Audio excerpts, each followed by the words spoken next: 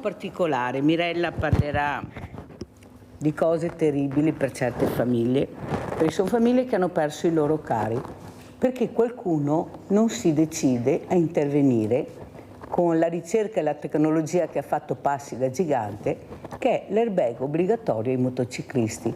Io mi domando, adesso sta arrivando la bella stagione, quanti morti e quante famiglie distrutte dovremmo ancora elencare, far vedere, dare il nostro abbraccio. Ma è mai possibile che un tema così importante, così delicato, questa Presidente che ci sta ascoltando dalla Sicilia, ma questa mattina abbiamo un ospiti graditissimi che è collegata dalla Sicilia con noi, che è Marilena De Stefano, imprenditrice, membro dell'Associazione Italiana Familiari Vittime della Strada, che ha perso la figlia in un tragico incidente. Ma vi rendete conto cosa vuol dire per questi genitori, per queste famiglie, non vedere più i loro figli perché non c'è la sicurezza adatta a questi mezzi con quali loro si spostano. Io ringrazio anche Annalisa Corrado, europarlamentare, Partito Democratico, di essere qui con noi, perché è una mattinata importante, ci confronteremo, rifletteremo su quello che anche il Parlamento europeo può fare. Bisogna unire le forze, non guardare la politica, il colore politico. Le vittime non hanno colore, le vittime sono morti. E punto. E saluto anche l'avvocato Rodolfo Nesci, che è consigliere giuridico Associazione Italiana Familiari Vittime della Strada. Grazie anche lei, avvocato Nesci, per vedere se riusciamo a spingere con questi europarlamentari, che mi sembra stiamo facendo anche squadra, per capire l'importanza di accelerare, di venire al dunque, visto che il mezzo ce l'abbiamo, non è che lo dobbiamo inventare, basta solo approvare questa legge. Allora partirei proprio da Annalisa Corrado, all'europarlamentare. Cosa ci racconta? Intanto la ringrazio di essere qui di persona, vedete che brava questa donna, vedete che è venuta perché ha capito il confronto che è fondamentale, guardarsi negli occhi e dire io ci sono, io non ci sono, perché Mirella riesce a capire se uno sta sentendo, sta ascoltando, ma per il bene di queste famiglie che sono distrutte, ed è un dolore che non passerà mai. Prego. Sì, io dottoressa. Intanto la ringrazio tanto dell'invito, ci siamo sempre viste collegate da remoto e invece mi ha fatto molto piacere essere qui sul territorio in questi giorni e quindi poter venire di persona. Questo è un tema su cui io sto lavorando da quando ho iniziato a fare politica in maniera più attiva, anche con il contatto con tante associazioni, anche associazioni ambientaliste che si sono avvicinate a quelle delle vittime della strada a proposito di fare squadra e trovare dei valori comuni su cui spingere. Ci sono tante cose che si possono fare, questa di cui si parlerà stamattina e di cui faccio magari parlare altri che hanno un'esperienza tecnica più importante, è fondamentale, ma ce ne sono, come è fondamentale usare tutti i mezzi possibili per questa che è veramente una strage inaccettabile. Tra l'altro è la prima causa di morte nella fascia dei giovani, no? Soprattutto nelle città, ed è qualcosa su cui si può agire. Quindi se fosse un destino cinico e baro davanti al quale non abbiamo nulla da fare, tu dici è la vita. Non è la vita, sono anche frutti di scelte precise.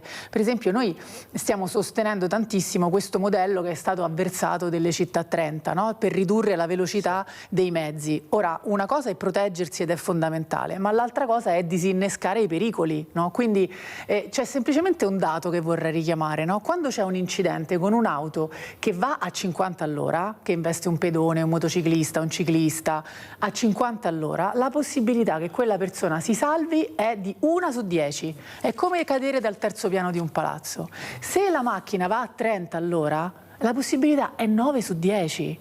Cioè a 30 all'ora non si muore, no? Allora io dico che noi dobbiamo essere anche disponibili a rivedere il nostro modo di vita, certo, no? In virtù di come dire, di un valore così alto come quello della vita umana, soprattutto delle persone più giovani. Marilena Di Stefano, prego, a lei la parola e grazie anche per il collegamento di questa mattina. Prego Marilena.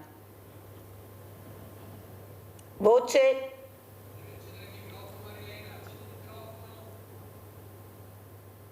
No. Allora, intanto che colleghiamo Marilena, Ok. eccola qua, vai Marilena. Buongiorno a tutti. Io, come ben sapete, ve l'avranno già accennato, ho perso una figlia 5 anni fa a causa di un sinistro stradale. Milena era una provetta motociclista e purtroppo una donna, facendo inversione a U, l'ha agganciata e trascinata. Dico, il dolore per noi l'ergastolo è per tutta la vita, però non ci sono le giuste pene per chi commette questi omicidi, perché sono omicidi. A noi manca un figlio, manca una figlia, ma quello che facciamo e ci proviamo a fare è sempre troppo poco. Io ogni anno dedico una giornata a Milena, facendomi aiutare da avvocati penalisti, dalla polizia stradale, dal sindaco di Messina che è sempre disponibile, dall'assessore, e facciamo proprio questi incontri con i ragazzi per spiegare loro quali sono le problematiche quando ci si mette alla guida di un'auto. Ma non sono solo i ragazzi, perché i ragazzi devono portare il messaggio a casa, perché ho la sensazione che sono gli anziani che sono più distratti alla guida rispetto ai ragazzi. Milena quella mattina andava a 47 km/h, non stava correndo e stava andando a lavorare, un lavoro che lei amava perché lavorava in una concessionaria di moto. La signora con doppia striscia continua, quindi un muro, perché la doppia striscia continua nel codice della strada significa muro, ha totalmente tagliato, e la ragazza si è ritrovata questa macchina di traverso ed è stata agganciata, ma nonostante tutto la signora non si è fermata, l'ha trascinata per 12 metri. Quando mia figlia era sotto le ruote del veicolo, la signora ha pensato che si doveva fermare perché giustamente non si poteva più spostare. Ora quest'anno l'ultima cosa che ho fatto, parlando di sicurezza stradale, ho cercato di portare insieme al sindaco, al comandante della stradale di Messina, un avvocato penalista molto rinomato di Messina, gli scenari attuali e le prospettive del futuro sulla mobilità. Io ci provo con tutte le mie forze e spero di riuscire a venire a capo. Ognuno che ne riportiamo a casa vivo è una conquista per noi che non abbiamo più i figli accanto a noi. Bravissima Marilena. Sentiamo anche cosa dice l'avvocato Rodolfo Nesci dopo aver ascoltato l'europarlamentare Annalisa Corrado e Marilena De Stefano. Prego avvocato. Sì, buongiorno. Intanto grazie per questa opportunità che è molto importante in questo momento particolare dove appunto, come potete vedere, il numero di vittime non accenna assolutamente a diminuire, anzi ogni anno aumenta. Io volevo puntare l'attenzione su un fatto particolare. Chi mi ha preceduto ha detto che non sempre sono i ragazzi responsabili degli incidenti. Sì, è vero, purtroppo la violazione delle norme sulla circolazione stradale è purtroppo un atteggiamento comune. Però è anche vero che stiamo registrando da parte dei ragazzi un comportamento a monte molto pericoloso, c'è un uso eccessivo di droghe e di alcol. Addirittura nella fascia tra i 21 e i 25 anni c'è stato un aumento nell'ultimo anno del 20% dell'uso di alcol, e addirittura il fenomeno del binge drinking, cioè il bere a stomaco vuoto dai 4 ai 5 drink nell'arco di un pomeriggio, è un fenomeno che ha avuto un incremento del 40%. Noi sappiamo benissimo cosa significa mettersi alla guida di un'auto, di una moto, che è considerato dal nostro legislatore come un'arma, è uno strumento che può essere utile, ma può anche essere uno strumento di morte. Quindi nel momento in cui ci si mette alla guida di un mezzo in queste condizioni è molto probabile che si crei un incidente, e quando c'è un incidente in città, non necessariamente fuori città, in città spesso è un incidente o mortale o comunque con gravi lesioni. Quindi io penso che comunque dovremmo chiederci a monte perché c'è questo fenomeno, perché i ragazzi hanno questa sorta di disagio sociale per superare il quale hanno la necessità di rivolgersi all'alcol. Quindi dovremmo un po' agire, come ha detto bene chi mi ha preceduto, nelle scuole, cercare appunto di dare anche dei centri di aggregazione ai ragazzi, di dare anche dei motivi per cui insomma loro non debbano rifugiarsi nell'alcol per poter socializzare. Molto chiaro, avvocato, ma io aggiungo allora, avvocato, visto che lei si è posto una domanda come mai, perché non c'è nessuno che li prende per mano, avvocato, è tutto a pagamento, si paga tutto, lo sport, il centro estivo dovrebbe essere fatto dai ragazzi, dovrebbe essere gratuito, oppure diviso anche con tanto mondo del volontariato, perché abbiamo professionisti, e invece no, abbiamo il re e la regina che navigano a vista, prendono tutti i numeri e gli altri rimangono fuori. Capisce qual è il problema? Non abbiamo volontari giovani, avvocato, abbiamo cifre incredibili di associazioni di volontariato e non abbiamo giovani, dagli alpini a qualsiasi realtà. Io li invito tutti i giorni in trasmissione, nessuno ha giovani, e sono anni che andiamo nelle scuole a fare la lezioncina, ma non gliene può fregar più di meno. Loro vogliono essere intrigati, vogliono essere loro i protagonisti, sbagliando, ma con accanto delle persone che li possono prendere per mano e accompagnare in percorsi diversi. È quello che qualcuno non vuole capire, perché vede, avvocato, e lo dico a Annalisa Corrado, c'è un business sotto, ha capito qual è il problema? C'è un business sotto, anche là purtroppo, ma lo dico io, cooperative e di tutto e di più, che veramente si fanno pagare, dove veramente dovrebbe essere completamente diverso. Chi lavora nelle cooperative dovrebbe avere uno stipendio adeguato perché lavora. Chi si occupa di centri estivi dovrebbe affiancarsi al mondo del volontariato e renderlo gratuito, come una volta i grandi che insegnano i piccoli, con qualche educatore, non dico di no, nella massima sicurezza non dico di no, ma non in queste condizioni, ma non così.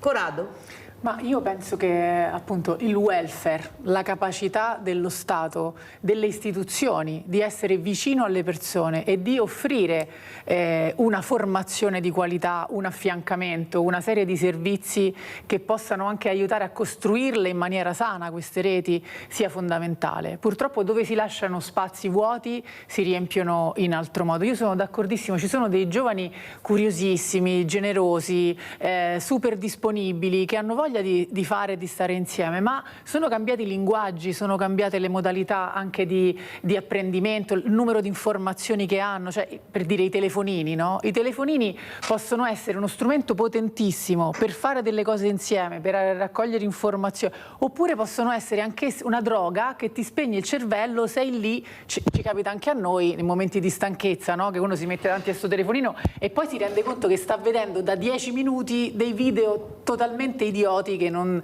lasciano niente come nutrimento, no? Quindi io sono d'accordo che non è colpa dei giovani, siamo noi che abbiamo costruito questa società consumistica, priva di valori, individualistica, no? In cui poi i giovani, che tra l'altro sono cresciuti e hanno avuto la mazzata del Covid quando erano ragazzini, io lo vedo, 2 figli che hanno 16 e 20 anni, quindi mi sono resa conto proprio che cosa significa avere quell'esperienza di quella chiusura, di quella inquietudine incredibile, no? Che ha spezzato in un qualche modo una crescita più normale, in cui uno a un certo punto comincia a uscire di casa, a vedere le altre persone fuori, no? Quindi loro, molto più di noi prima, hanno bisogno di degli stimoli per poter costruire e per poter guardare al futuro. E io sono d'accordo che se diventa una cosa elitaria solo per chi ha delle famiglie che si possono permettere certi percorsi, continuiamo a scavare un solco nelle diseguaglianze di questo paese. Tanto è vero che quei ragazzi che non sono seguiti, che non hanno le famiglie adatte perché non le hanno, una scuola che non sono fortunati ad avere quel dirigente o quell'insegnante, poi li troviamo con la rabbia tirati fuori nella maniera sbagliata. Come mai quando li prendi uno alla volta non sono così, perché il gruppo, che per loro è la forza, fa esplodere questa rabbia nella maniera più sbagliata che ci sia. Allora sentiamo il nostro Rinaldo da Venezia. Vai Rinaldo, veloce. Ciao Mirella e buongiorno ai tuoi ospiti. Per quanto riguarda i morti nella strada, purtroppo abbiamo le leggi. Chi applica le leggi è assurdo fare tutti questi discorsi del buonismo, di questo e di quello. Uno che colpa una persona per strada e che ha torto, va bene. Chi è carriera patente per sempre, no? Un mese, 2 mesi e poi si dà un buon avvocato neanche a quello. Ma di cosa stiamo a parlare? Di leggi, applica. Chi che colpa una persona che è colpa di sua, se dopo c'è una disgrazia perché per amore di Dio. Ma ti che carriera patente, no? Ti cava di 5 punti, 10 punti, ma cosa? Ti che colpa una persona, la famiglia, e piange tutta la vita se il figlio di giovane. E bisogna, le leggi, applicare. Stiamo a parlare e non risolviamo niente. Mi sono tanti anni e so cosa vuole. Più questi discorsi li sento da più di 80 anni. E dopo, quanto riguarda il welfare, lavoro, i giovani, una volta i comuni con i preti, con i patronati e robe, e persone disagiate, gli mandava in colonia, la persona che aveva 7-8 fiori, gli dava un mese in colonia, non tutti, ma 2 o 3 più piccoli li mandava via. Ti andavi in giro, ti eri fotografici, il comune se ti dimostravi che non dicevi niente, ti mandava sui centri, ti andavi, gli altri ne portava a Pestrina. Veloce Rinaldo, perché ho tanti ospiti. Comunque sei stato chiaro, condivido in parte, non condivido quando dici ne parliamo, siamo là, no, bisogna parlarne perché il Mi Novo combatto, stare zitti ci ha portato a questo e loro lo sanno. È come adesso non andate a votare, ma vi sembra una cosa normale? Se voi non andate a votare fate veramente quello che vuole certa politica, ricordatevelo, ricordate che se voi non andate a votare loro sono strafelici, non venite a dire Mi Novo combatta perché tanto le cose non cambiano, non lamentatevi dopo perché votate quello che volete ma andate a votare. Allora andiamo a vedere invece questo tragico incidente ieri, purtroppo un'altra famiglia disperata e questa giovane vita persa, andiamo a vedere. Stava percorrendo via Mattei in direzione Conegliano Matteo Tommasi, il 25enne che poco prima delle 12 ha impattato contro un'auto che usciva da via Meucci nell'area industriale di Vittorio Veneto. Uno scontro violentissimo che ha sbalzato il giovane Centauro a 10 metri dal luogo dell'incidente. L'elicottero è arrivato da Belluno, l'ha trasferito d'urgenza in gravissime condizioni all'ospedale Cafoncello di Treviso. Matteo nel pomeriggio è spirato. Troppo gravi le ferite riportate. L'arrivo tempestivo dei soccorsi nei primi minuti aveva fatto sperare che il 25enne potesse cavarsela, ma le sue condizioni si sono aggravate con il passare delle ore. Il giovane di Colle Umberto è l'ennesima vittima sulle strade della Marca. Appassionatissimo di moto, conosceva bene la sua KTM su cui era in sella. Al momento dell'impatto indossava regolarmente il casco. Un destino legato alla sua passione che non gli ha lasciato scampo. Unanime il cordoglio dell'amministrazione di Colle Umberto. Famiglia molto nota, davo una mano nell'esercizio di famiglia, siamo tutti senza parole, attoniti. In questi momenti non ho parole. Era un grande appassionato, un ragazzo pieno di vita. In questo momento non ho altro che parole di cordoglio e vicinanza alla famiglia in questo momento. I genitori di Matteo Tommasi sono i gestori di un alimentari del paese e per questo molto conosciuti. Alla notizia della morte gli amici si sono radunati davanti al negozio. Matteo, oltre alla passione per le moto, giocava nella squadra amatoriale del Collywood nel ruolo di portiere. Non è grave, non avrebbe riportato ferite significative invece il 69enne di Vittorio Veneto alla guida della Mitsubishi Pajero. Secondo le prime ricostruzioni il violento impatto è avvenuto quando la vettura stava uscendo da via Meucci. Ancora in corso le indagini per ricostruire l'esatta dinamica della vicenda. Disagi importanti sul traffico con pesanti rallentamenti lungo tutta la direttrice che collega via Mattei alla zona industriale.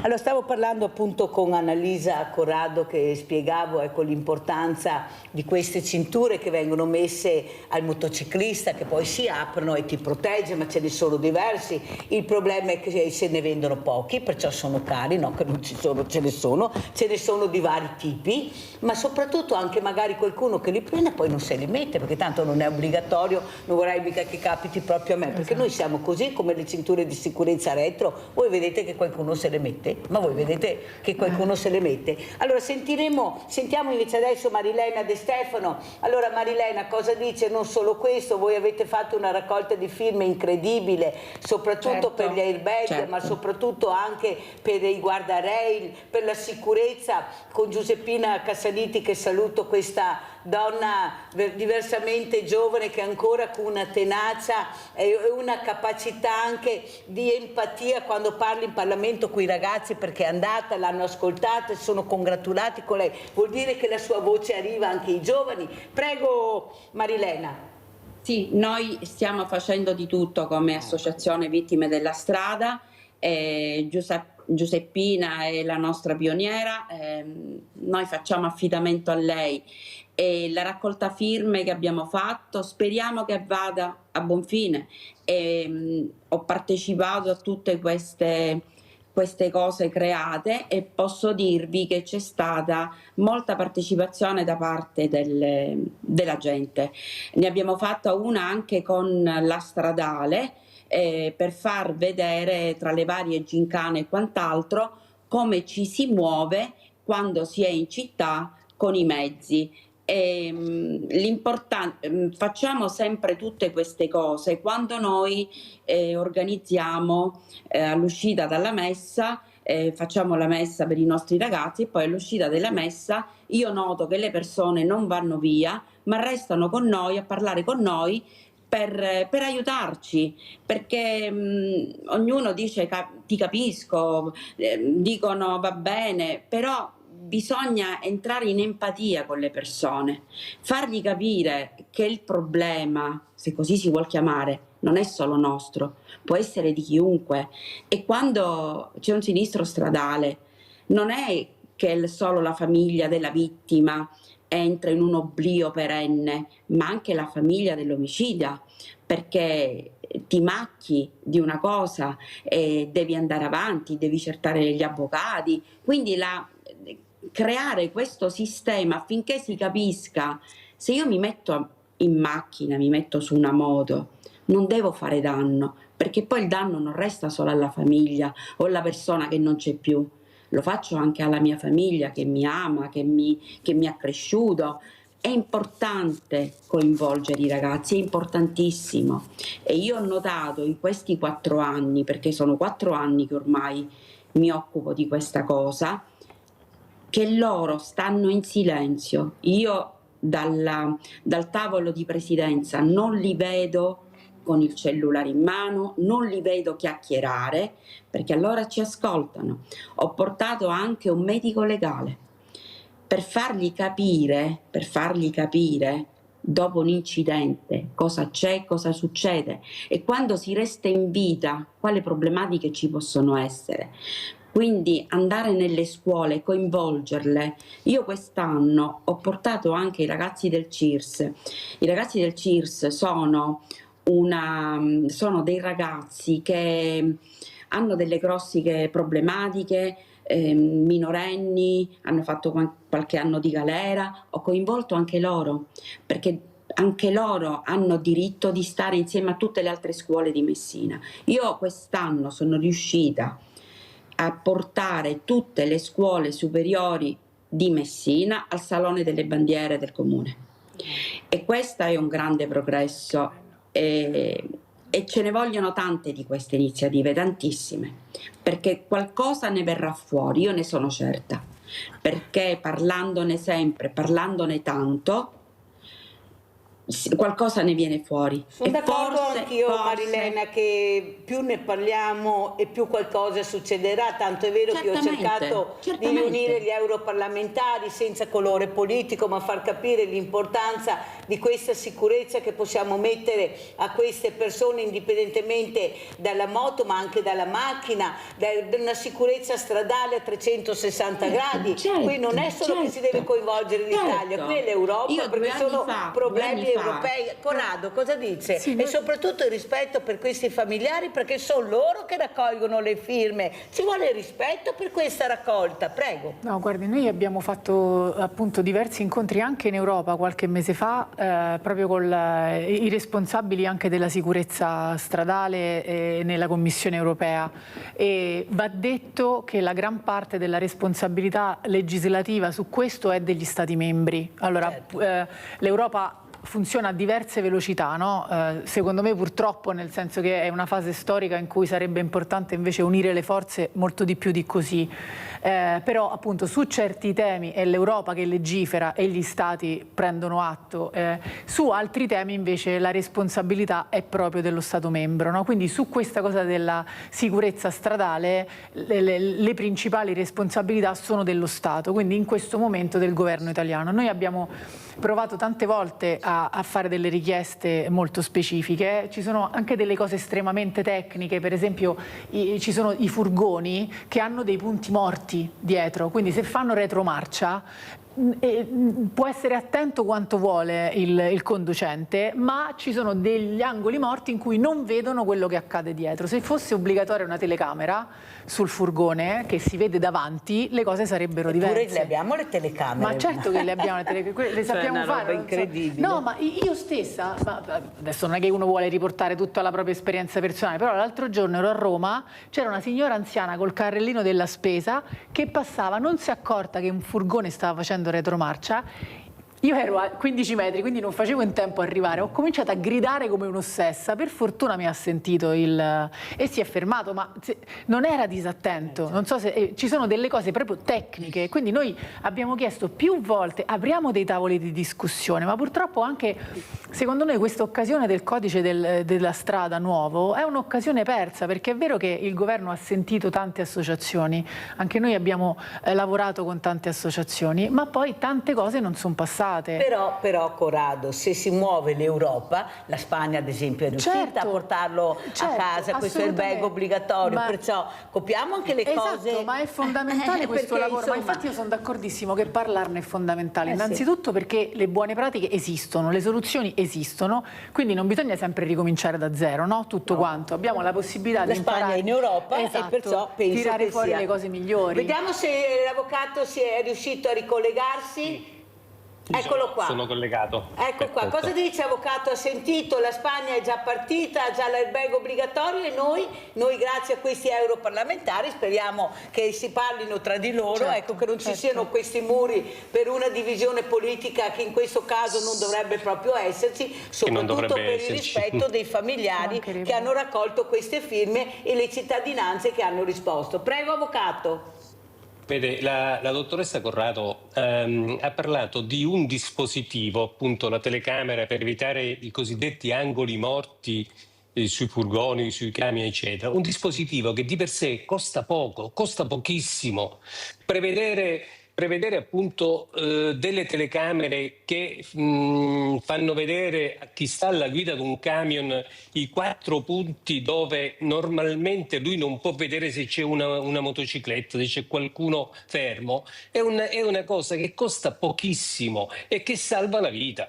Quindi io penso che non ci voglia moltissimo per cominciare a rendere sicuri i mezzi. Però quello della sicurezza stradale è un problema che deve essere affrontato a 360 gradi, deve essere affrontato mettendo in sicurezza le strade, deve essere affrontato, come è stato anche già detto, nelle scuole, inculcando l'idea del rispetto delle norme con i ragazzi, deve essere affrontato con i controlli sulle strade, deve essere affrontato anche, l'associazione è portatrice di queste iniziative, deve essere affrontato anche con la certezza della pena, cioè nel momento in cui non vi deve essere un senso di impunità. L'omicidio stradale, l'uccisione non è un incidente, cioè se noi analizziamo tutti gli incidenti che avvengono, in effetti sono tutti incidenti evitabili rispettando le norme.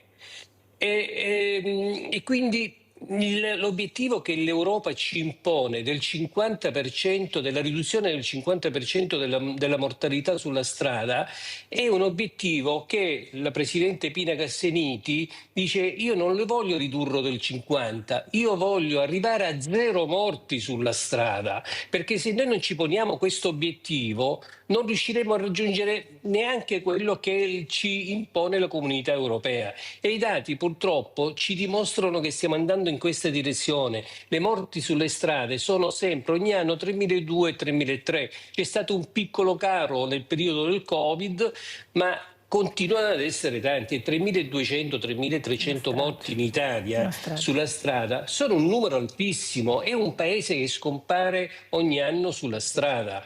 Quindi benvengano i dispositivi appunto come questo dell'airbag, e fra l'altro io ho visto un sistema di cintura airbag che si indossa che è abbastanza leggero, non è molto invasivo, però salva le vite. Ma costa caro, dobbiamo siamo farlo. sempre là, avvocato, allora come la mettiamo? Con l'obbligatorietà grazie all'Europa. Livio da Padova. Ciao Mirella. Ciao. Saluto tutti. Dunque, secondo me bisogna far capire ai ragazzi, sembra assurdo eppure, che non ne vale la pena. Non ne vale la pena perché loro capiscono che un omicidio stradale rovina loro, la loro famiglia, la loro vita, eccetera. Eppure vogliono rischiare, giocare con la vita. Bisogna far capire loro, sembra strano, che non ne vale la pena. Ecco, grazie. Grazie Livio, però i familiari, le mamme, guardate questa mamma che è un'imprenditrice nostra, veneta, qua a 2 passi anche qui da noi, cosa ha creato? È stato omologato, andiamo a vedere, protezioni, barriere stradali. Guardate, una specie, dottoressa Corrado, di materasso che nel momento che tu impatti lui protegge e non ti fa sbattere contro questo palo, questo corpo contundente e ti salva la vita. Lei l'ha creato perché ha detto, io l'ho avuta ospite, Mirella un giorno ha detto: ma se capita a mio figlio o a mia figlia, cosa succede per me?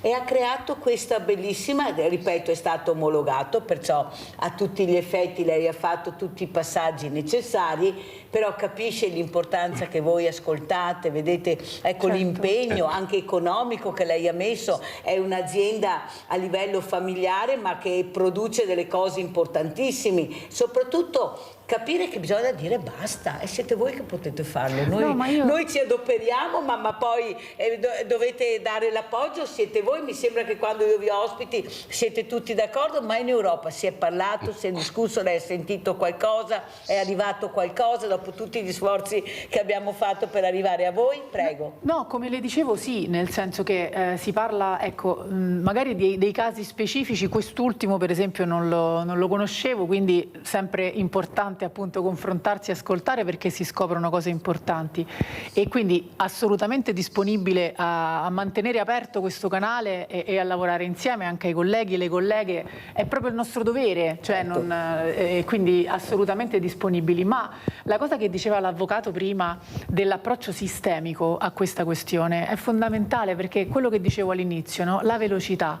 Allora, noi possiamo avere tutti i dispositivi, renderli obbligatori, le telecamere, i dispositivi di protezione, eccetera, eccetera, ma se noi non rendiamo più sicure le strade prima che possano avvenire gli incidenti, è una lotta impari, no? Perché poi magari qualcuno riuscirà ad avere questi dispositivi, qualcun altro no, perché magari se non sono obbligatori, se non sono facilitati, ce l'hanno solo le persone che se li possono permettere alle solite. Ma per esempio ci sono tantissimi ciclisti che muoiono sulla strada tutti gli anni, ma un numero impressionante, e molto spesso perché le città non sono attrezzate per lasciare che i ciclisti abbiano delle corsie veramente sicure per muoversi. Poi i ciclisti ciclisti fanno anche un favore a tutti perché si muovono senza produrre inquinamento atmosferico, quindi le città sono più sane dove ci sono più ciclisti per strada, no? Ma è chiaro che non possono essere degli eroi che rischiano la vita tutti i giorni, quindi rivedere proprio il modo in cui noi ci muoviamo e ci spostiamo nelle nostre città soprattutto, perché poi tantissimi incidenti avvengono in città, e rivederlo in una chiave in cui non sia autocentrica, cioè non è che noi dobbiamo riorganizzarci attorno al totem padrone del mondo dell'automobile, no? Perché poi sono anche sempre più grosse, sempre più sicure per chi sta dentro, ma sempre più pericolose per chi sta fuori, perché un SUV di questi giganteschi, se tu fai un incidente e sei dentro non ti succede niente, ma se sei colpito da quel SUV... Sì, però vede, noi dobbiamo anche dirlo, perché la colpa è anche nostra, di tutti, ciclisti, motociclisti, automobilisti. Cioè, culturalmente non ci siamo, no, perché noi no, usciamo la mattina e ci facciamo le nostre regole. Perciò chi si rinfischia della segnaletica, chi si rinfischia dei 30, dei 50, allora voi vedete che vanno a 30, a 50. Io ieri, tornando dal Banco Solidale a piedi, io non so quanto ho gridato, perché passavano le macchine dove c'erano i 30 all'ora, perché ci sono degli ingressi di case. Certo, vicino alle scuole. A 100-120 all'ora. Mamma mia. Cioè voi non avete idea, siccome è un rettilineo, hanno messo DOS, non esiste. Allora lei capisce, come diceva e dice sempre anche il già procuratore di Treviso Antonio Foiadelli, non sono le strade, siamo noi anche che dobbiamo cambiare culturalmente, perché se c'è la pista ciclabile, tu ciclista devi correre nella pista ciclabile, non devi correre nella strada. E invece vediamo cosa vediamo, me l'hanno detto i ciclisti, quelli bravi che cercano di far capire a quelli meno bravi queste società che non può funzionare così. E invece l'arroganza, la prepotenza, tu vai a dire qualcosa a dei ciclisti che sono, invece che in fila indiana, sono uno a fianco dell'altro, vai a dire qualcosa, fermati a parlare. Io ieri con l'automobilista più di qualcuno mi ha mandato e anch'io l'ho rimandato, perché non è che mi manchi di sicuro, però capite che non abbiamo polizia. Una volta c'era la polizia stradale, si aveva il terrore, adesso la vedi tu, hanno fatto un minestrone anche qua la politica, polizia forestale, carabinieri, tutto dentro, alla fine non abbiamo più niente. Siamo in meno rispetto a una volta, con mezzi super tecnologici, e poi vediamo questi risultati. Ma è normale? No. Ma è normale? Sentiamo Marilena e poi andiamo in pubblicità. Marilena. Allora, parlare di 3.000 morti l'anno significa che siamo in guerra. Questa è una guerra che noi stiamo combattendo. E io le do ragione sul fatto che ormai ce ne infischiamo della polizia, ma lo facciamo tutti, perché noi quando ci mettiamo in auto la mattina è come se fossimo a casa nostra, quindi tutto quello che ci circonda non ci interessa. I mezzi ormai, quelli di nuova generazione, sono tutti con le retrocamere. Anche le automobili piccole hanno la retrocamera ormai. È un optional che non incide sul costo della tua vettura, che però giustamente salva le vite. Adesso noi cosa dobbiamo fare? Fare educazione civica nelle scuole. Dobbiamo partire da là, perché il problema si combatte a monte, insegnandogli ai nostri figli come bisogna muoversi per le strade cittadine e altro. Noi in quest'ultima settimana a Messina abbiamo avuto 2 incidenti mortali in tangenziale. Un motociclista che tornava dal lavoro, 4 auto coinvolte e non si sa chi ha sfiorato il motociclista per poi dare agli altri la possibilità di passargli addosso. Ora dico, la cosa importante da fare è innanzitutto prenderci le nostre responsabilità, perché se noi facciamo un sinistro è giusto che noi ci assumiamo le nostre responsabilità, tutti, indistintamente. Anche io domani mattina mi posso alzare e uccidere una persona, ma non mi devo nascondere dietro il dito, devo andare a dire sì e fare in modo che la giustizia faccia il suo corso, perché ormai il ragionamento è: tanto io ho ucciso una persona, perché non è un incidente stradale, è un omicidio, tanto io ho ucciso una persona, poi trovo l'avvocato bravo che mi difende e io me ne vado fuori col nulla. Oppure che la Non è legge così. mi fa lo sconto di pena perché mi sono comportato bene. Nadia da Treviso, vai Nadia. Perché se io collaboro, mi tolgono un Grazie terzo della Marilena. pena. Nadia. Niente, volevo dire, ieri ho letto sul telefonino la notizia che il nostro sindaco Mario Conte ha detto che non leva in tangenziale gli autovelox, non li toglie. È giusto non toglierli, perché adesso hanno qualcosa che li immortalano, vengono immortalati se corrono più di 90 all'ora. Allora, se la legge dice ci sono i segnali di andare a 90, perché vai a 150 o 200? Perché sfrecciano come non so cosa. Io trovo giusto che ci siano installati gli autovelox. Se superi il limite di velocità devi pagare la multa. Io sono d'accordo. E perché quando li hanno installati li hanno lasciati installare? Allora, queste cose non si... E ieri mi è successo un fatto, che stavo tornando dalle spese, devo attraversare il ponte della centrale, mi sono immessa, che entro, ho la precedenza, c'è tanto di segnale. Un furgone, un SUV, non mi ricordo cosa, è entrato dalla parte opposta. Io mi sono fermata in mezzo al ponte e non mi sono mossa, perché doveva fare retromarcia lui. Dietro sono arrivati i carabinieri e sono venuti a vedere cosa era successo.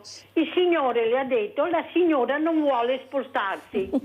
Carabinieri li hanno fatto retromarcia loro, hanno fatto retromarcia l'altro e io sono venuta a casa.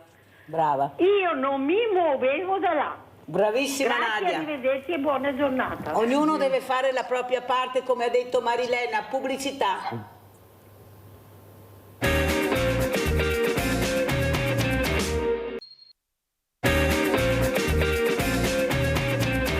Allora siamo con Annalisa Corrado, europarlamentare Partito Democratico, abbiamo anche l'avvocato Rodolfo Nesci, consigliere giuridico Associazione Italiana Familiari e Vittime della Strada, assieme a Marilena De Stefano, imprenditrice e membro dell'Associazione Italiana Familiari Vittime della Strada. Allora passo da lei, Annalisa Corrado, come ormai siamo quasi in chiusura, sono messaggi importanti quelli che ha sentito questa mattina, soprattutto per il rispetto di questi familiari che stanno cercando anche di dare delle linee guida, stanno facendo delle proposte sensate, la raccolta delle firme, ripeto, è un rispetto anche verso i cittadini che hanno firmato, perché è una cosa che riguarda tutte, non riguarda solo l'Italia. Io capisco che questo governo doveva fare molto di più, non l'ha fatto, ma noi ci appoggiamo anche all'Europa perché è fondamentale. Prego. Sì, no, io ripeto, questa è una battaglia fondamentale, è una battaglia che va giocata su tutti i livelli istituzionali possibili e tutte le volte che è possibile, cioè che si trova la disponibilità degli altri a prescindere dal partito o dal colore politico, cioè queste sono questioni che riguardano la vita delle persone, la qualità della vita, la sicurezza, ma anche appunto chi non perde la vita magari ha delle patologie poi con cui combattere tutta la vita, insomma si parla di cose che affliggono le persone con numeri spaventosi, veramente spaventosi.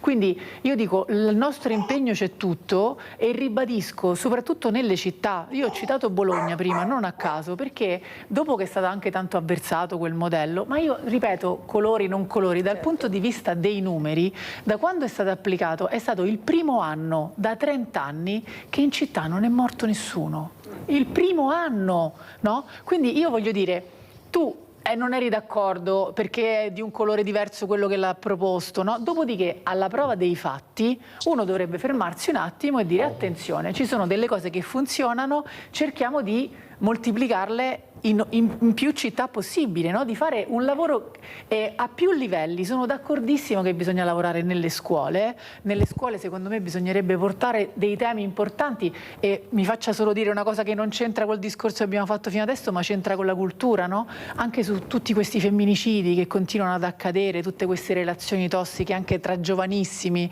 È ora anche che si parli di questo nelle scuole, no? Si parlava prima di ragazzi che poi vanno nell'alcol, che trovano soluzioni. Noi abbiamo bisogno anche di parlare di valori. Ma se non si parla neppure di sesso a scuola, perché qualcuno dice che è tabù, capite che siamo lontani mille miglia a capire il rispetto del corpo umano, proprio dell'amore, di questo congiungimenti dei corpi. Questi veramente si fanno solo che male, pensano di giocare con una pallina, cioè è là che io non riesco a capire perché non si fa questo. Più una volta si faceva. Assolutamente, ma per questo dico che ci vuole il livello politico, il livello istituzionale, il livello amministrativo, il livello culturale, che deve comprendere quanti più aspetti possibili della vita delle persone e dei giovani. Anche io non accanirei sui giovani e basta, perché ripeto, alla guida poi i giovani sono quelli che hanno preso la patente da poco, quindi si ricordano la segnaletica stradale anche molto meglio perché ce l'hanno più fresca. Io vedo mio figlio, ha preso la patente da poco, ogni tanto mi fa: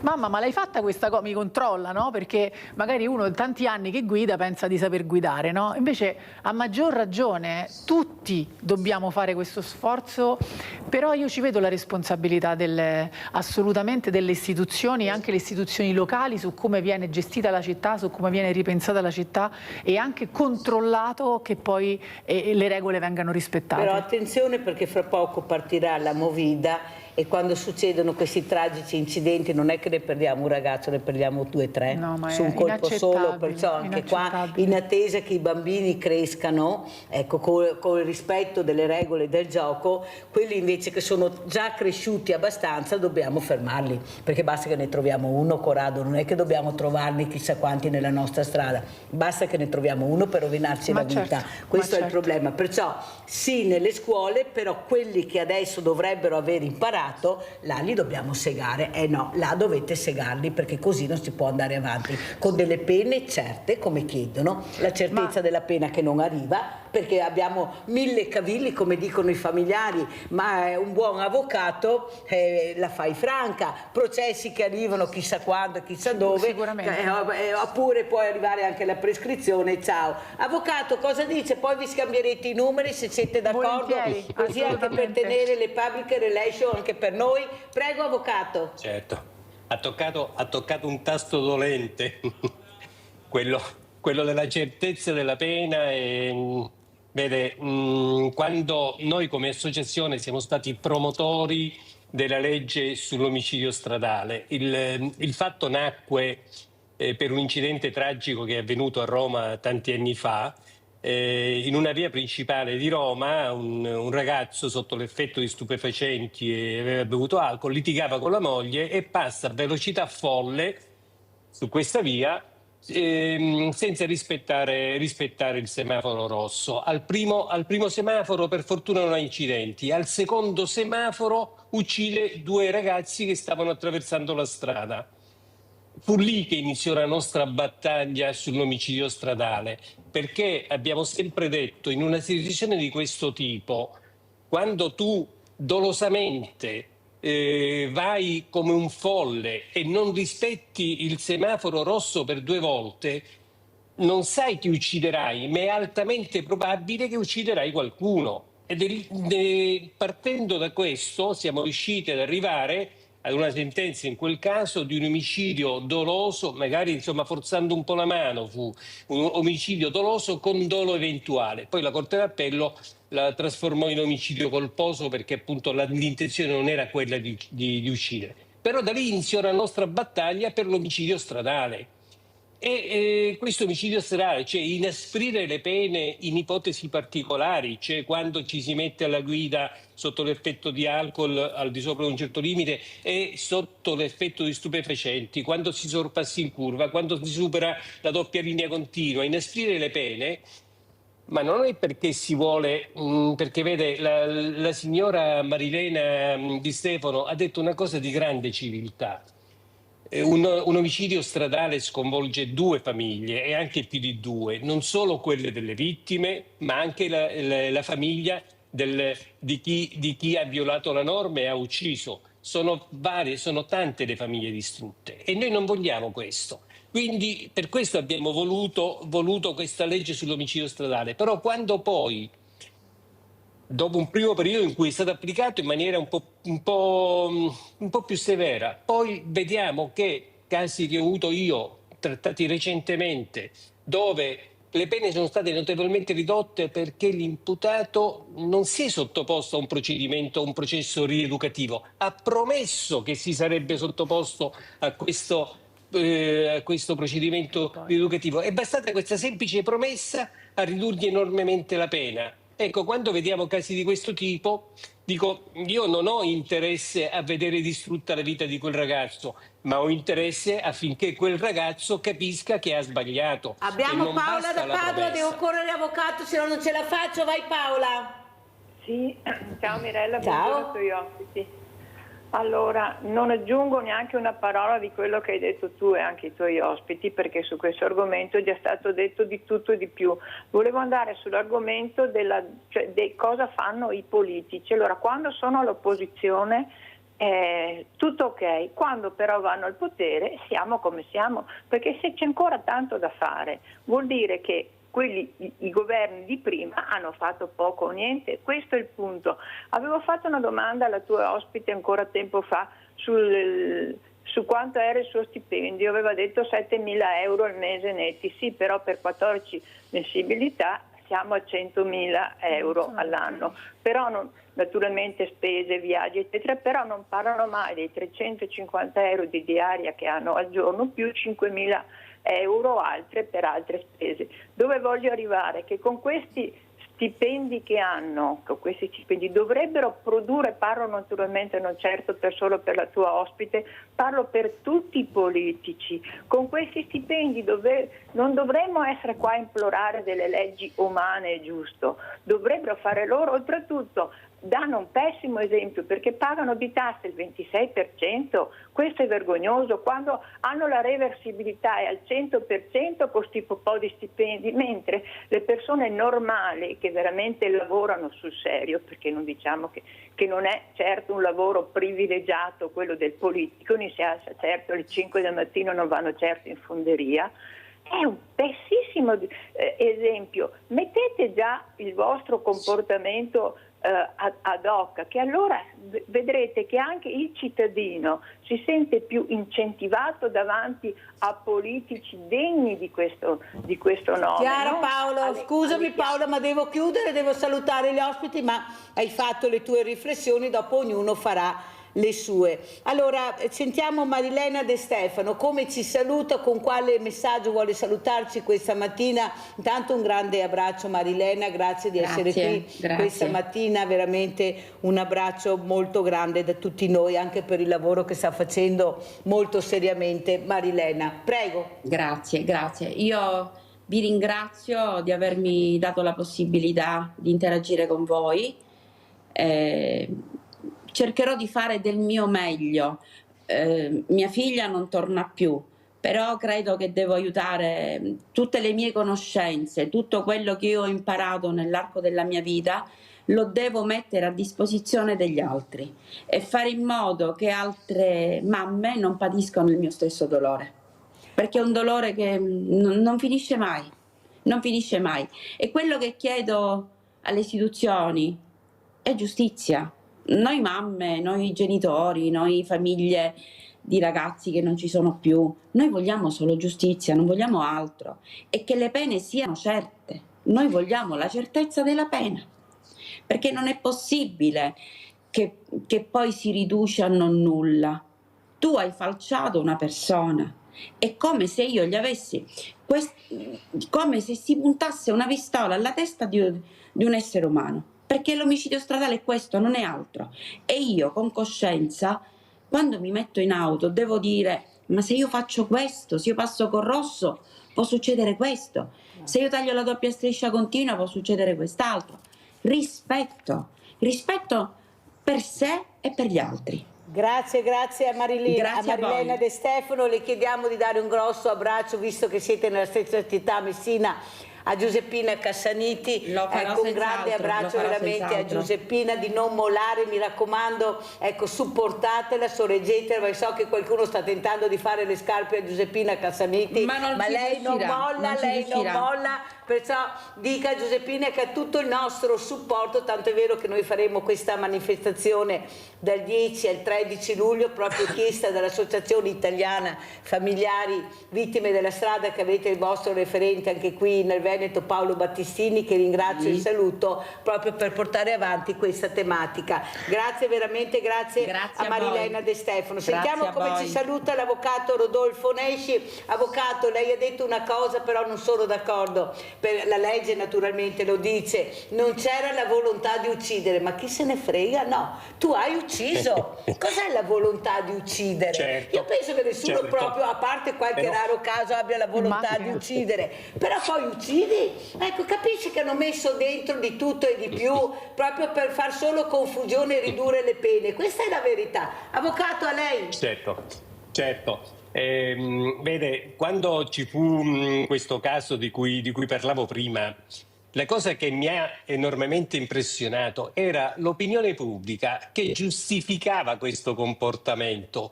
Io leggevo sui giornali i commenti delle persone, dicevano: poverino, ma era sotto l'effetto di stupefacenti, poverino, ma aveva bevuto. Cioè, questo porsi in una situazione di questo tipo veniva giustificata come una causa che escludeva la responsabilità. Su questo punto almeno siamo riusciti a fare enormi passi avanti, ma tantissimo abbiamo ancora da fare, e mi fa piacere che appunto la dottoressa Di Stefano, che da quello che ho capito lavora nella scuola, per esempio, fa la sua parte nella scuola, la collega europarlamentare fa la sua parte appunto nel quale europarlamentare, ma è un problema che dobbiamo affrontare, io come legale, lei come giornalista, è un problema che dobbiamo affrontare tutti, perché è un problema che in questo momento non ci tocca, ma nessuno è escluso da queste problematiche, nessuno può dire questa è una cosa che non mi riguarda. E quindi mi auguro appunto che col tempo le istituzioni lo capiscano, mettano in sicurezza le strade, si rispettino, venga inculcata l'idea che le norme sono messe lì per la salvaguardia della vita umana. E quindi dobbiamo, come stiamo facendo anche questa mattina, dobbiamo fare tutti, ognuno nell'ambito delle proprie competenze, dobbiamo fare tutti qualcosa per salvare le vite umane. Sì, però vedi, Grazie ha a voi per ragione, questa avvocato, opportunità. ha ragione, però poi alla fine che si gioca la partita è nella stanza dei bottoni, perché noi possiamo fare quello che vogliamo, raccogliere montagne di firme, fare convegni, andare nelle strade, ma se poi la politica non ci ascolta, e invece deve ascoltarci perché è là per merito nostro, con i voti nostri e con i soldi nostri, perciò deve legiferare nella maniera giusta per il bene di tutti i cittadini italiani e europei. Dottoressa Corrado, come ci saluta e cosa vuole dire? Ma io volevo dire una cosa alla signora Paola, che ogni volta che sono qui mi telefona e mi fa questa domanda. Allora, intanto io non tengo nascosto nulla, perché la diaria, le cose, sono tutto trasparente, uno lo cerca su internet, non c'è nulla che venga nascosto. La diaria c'è perché quando siamo a Bruxelles, quando siamo a Strasburgo, non siamo a casa nostra, e quindi ci sono dei costi per stare in un luogo 4 giorni a settimana, chi ci sta 4 giorni a settimana, che servono per la propria vita. Ma io vorrei anche però dire che questa parità di condizioni per tutti coloro che fanno i parlamentari, uno venisse valutato anche per quello che fa o che non fa. No? Che non lo sappiamo. Io questo le voglio dire. problema. Attenzione però, per esempio, io sui miei social tutte le sante settimane scrivo che cosa abbiamo fatto la settimana prima. Ferma Corrado. Però io che ho 80 anni, 70 anni, che non vado nel social. C'ho anche una chat di WhatsApp. Ma non sanno usare neanche quello, perché nessuno le l'ha insegnato, in tanti non sanno usarlo. Ha ragione, però quando le persone anche di una certa età vengono negli eventi territoriali dove vado, e io insomma, sono sempre sul territorio, che è un territorio vastissimo, quello del nord-est, tra l'altro, le persone vengono lì, mi chiedono come si fa e io le iscrivo alla chat. Perché? Vedi Perché che ho ragione io, non lo so. Tutti i santi giorni io credo di avere il dovere Certo. di raccontare come cerco con onore e responsabilità, come vuole la Costituzione italiana, di onorare il lavoro, onorare le quasi 50.000 persone che hanno scritto Corrado su quella scheda perché mi hanno dato fiducia. Sì, però Paola parlava in generale. Sì, non è no, che però voglio era dire... perché c'è lei, ma se c'era un altro lo diceva anche un altro. Però sa cos'è che mi preoccupa? Non è il giudizio su di me, Sì. figuriamoci, io lo so bene che quando mi sveglio la mattina non penso ad altro di come fare al meglio con gli strumenti che ho, ma il problema è che se non si fa differenza tra le persone e che fanno politica, alla fine le persone si distaccano dalla politica e, come diceva lei prima,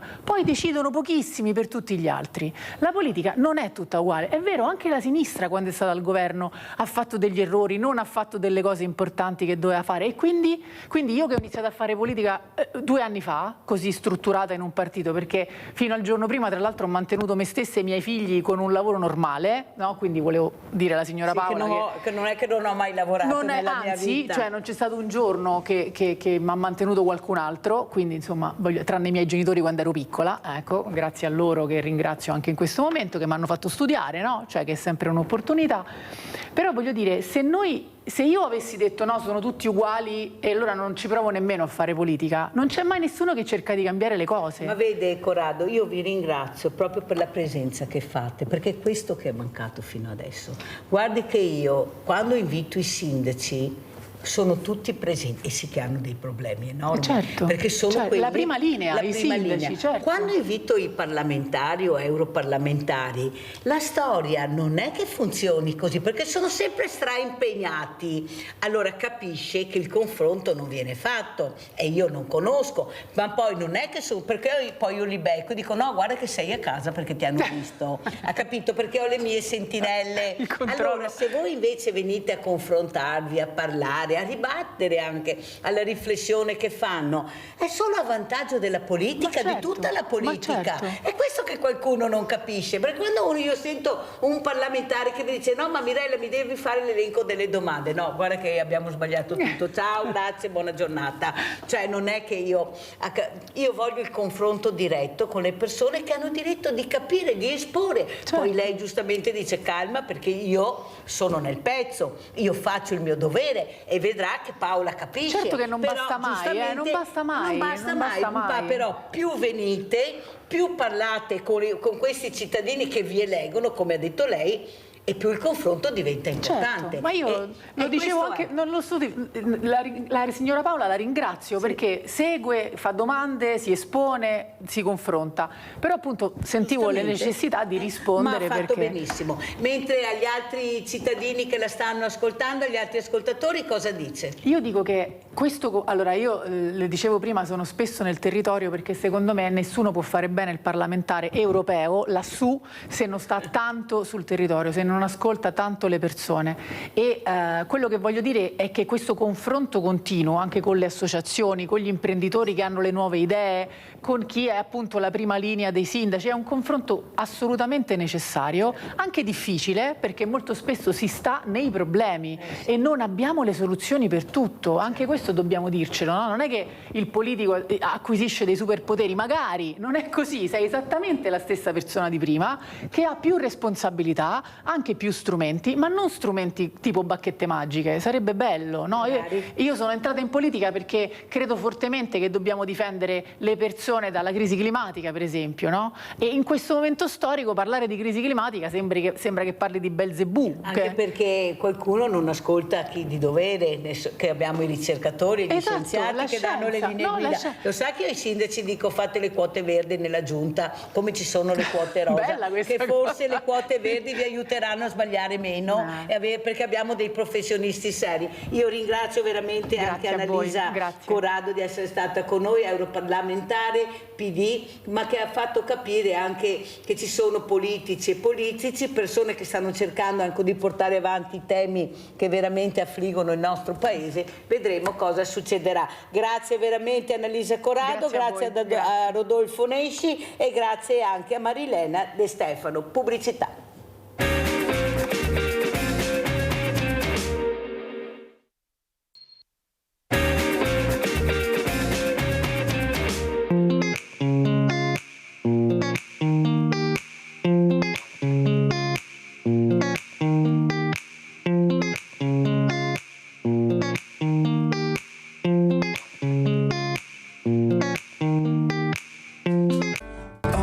gente ti giudica per quale immagine hai, vede soltanto le maschere, non sa nemmeno chi sei.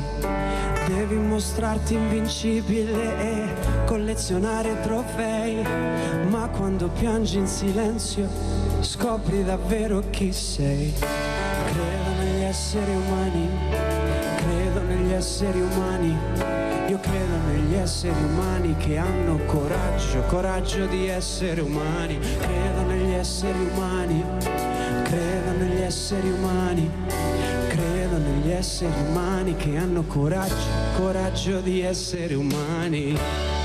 Prendi la mano e rialzati, tu puoi fidarti di me. Io sono uno qualunque, uno dei tanti uguale a te. Ma che splendore che sei nella tua fragilità, e ti ricordo che non siamo soli a combattere questa realtà. Credo negli esseri umani, credo negli esseri umani, credo negli esseri umani che hanno coraggio, coraggio di essere umani, credo negli esseri umani. Credo che alla fine di questo viaggio che chiamiamo vita non ci sarà chiesto quanti soldi abbiamo guadagnato, quante case abbiamo comprato, che posizione sociale abbiamo raggiunto, ma quanto amore, quanta bellezza c'è in più dopo il tuo passaggio sopra questa terra. E credo che non ci sia peggior peccato che non stupirsi più di niente. E ringrazio veramente per questo video Flaviana Conforto di essere qui con noi a Sveglia Veneti questa mattina. Grazie, responsabile di Camminando Insieme, grazie veramente, e saluto anche Alessandro Tonetto, responsabile Fondazione Sada, che poi ci spiegherà cosa sta facendo, cosa stanno facendo. Spero che abbia sentito magari in parte la prima parte con gli ospiti, come commenterà quello che ha sentito, cosa avrebbe voluto dire, che noi le voci poi le riporteremo. Ma partiamo proprio da Flaviana Conforto. Allora, questo Camminando Insieme, perché, quando è nato e perché è nato? Prego, Conforto. Buongiorno, grazie di avermi invitato.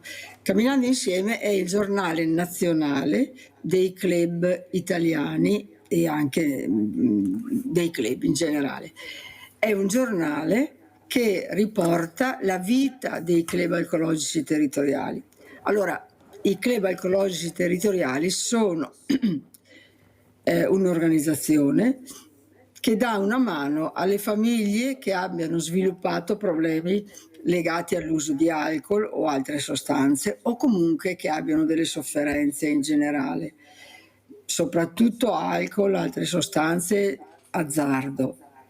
Sono diffusi in tutta Italia. Quello che avete visto è il video che presenta il nostro congresso nazionale che faremo qui in Veneto, ad Abano, per questo vi ho mandato questo video.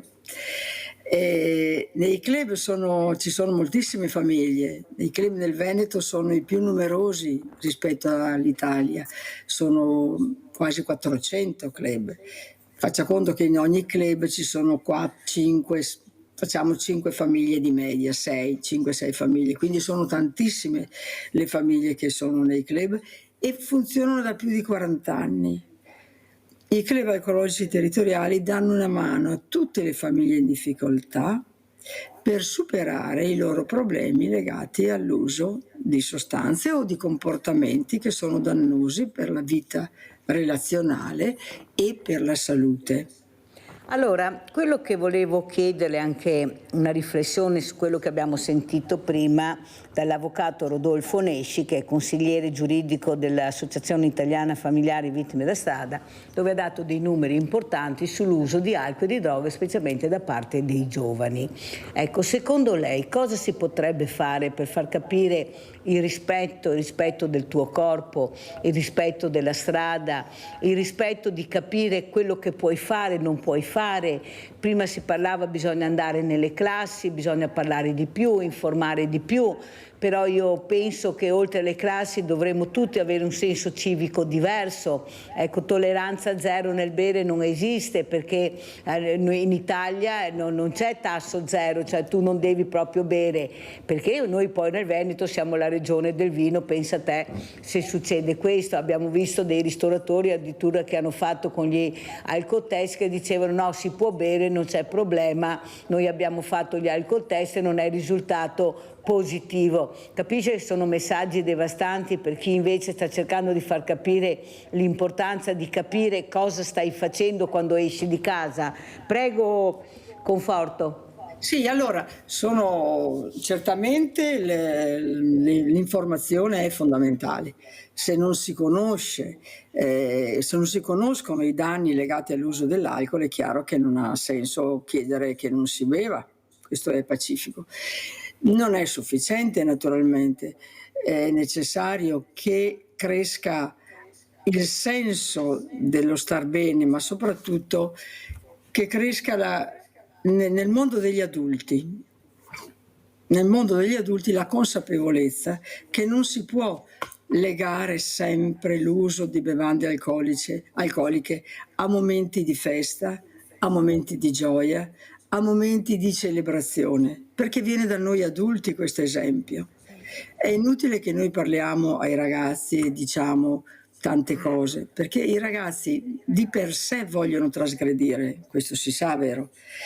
Teniamo presente che adesso, a dire la verità, a dirla proprio tutta, la vera trasgressione è non usare alcolici, perché quando mai un ragazzo che dice io non bevo, è una cosa stranissima, tutti vogliono bere e tutti vogliono, è normale, soprattutto nell'età adolescenziale, voler diventare più grandi, e i più grandi bevono.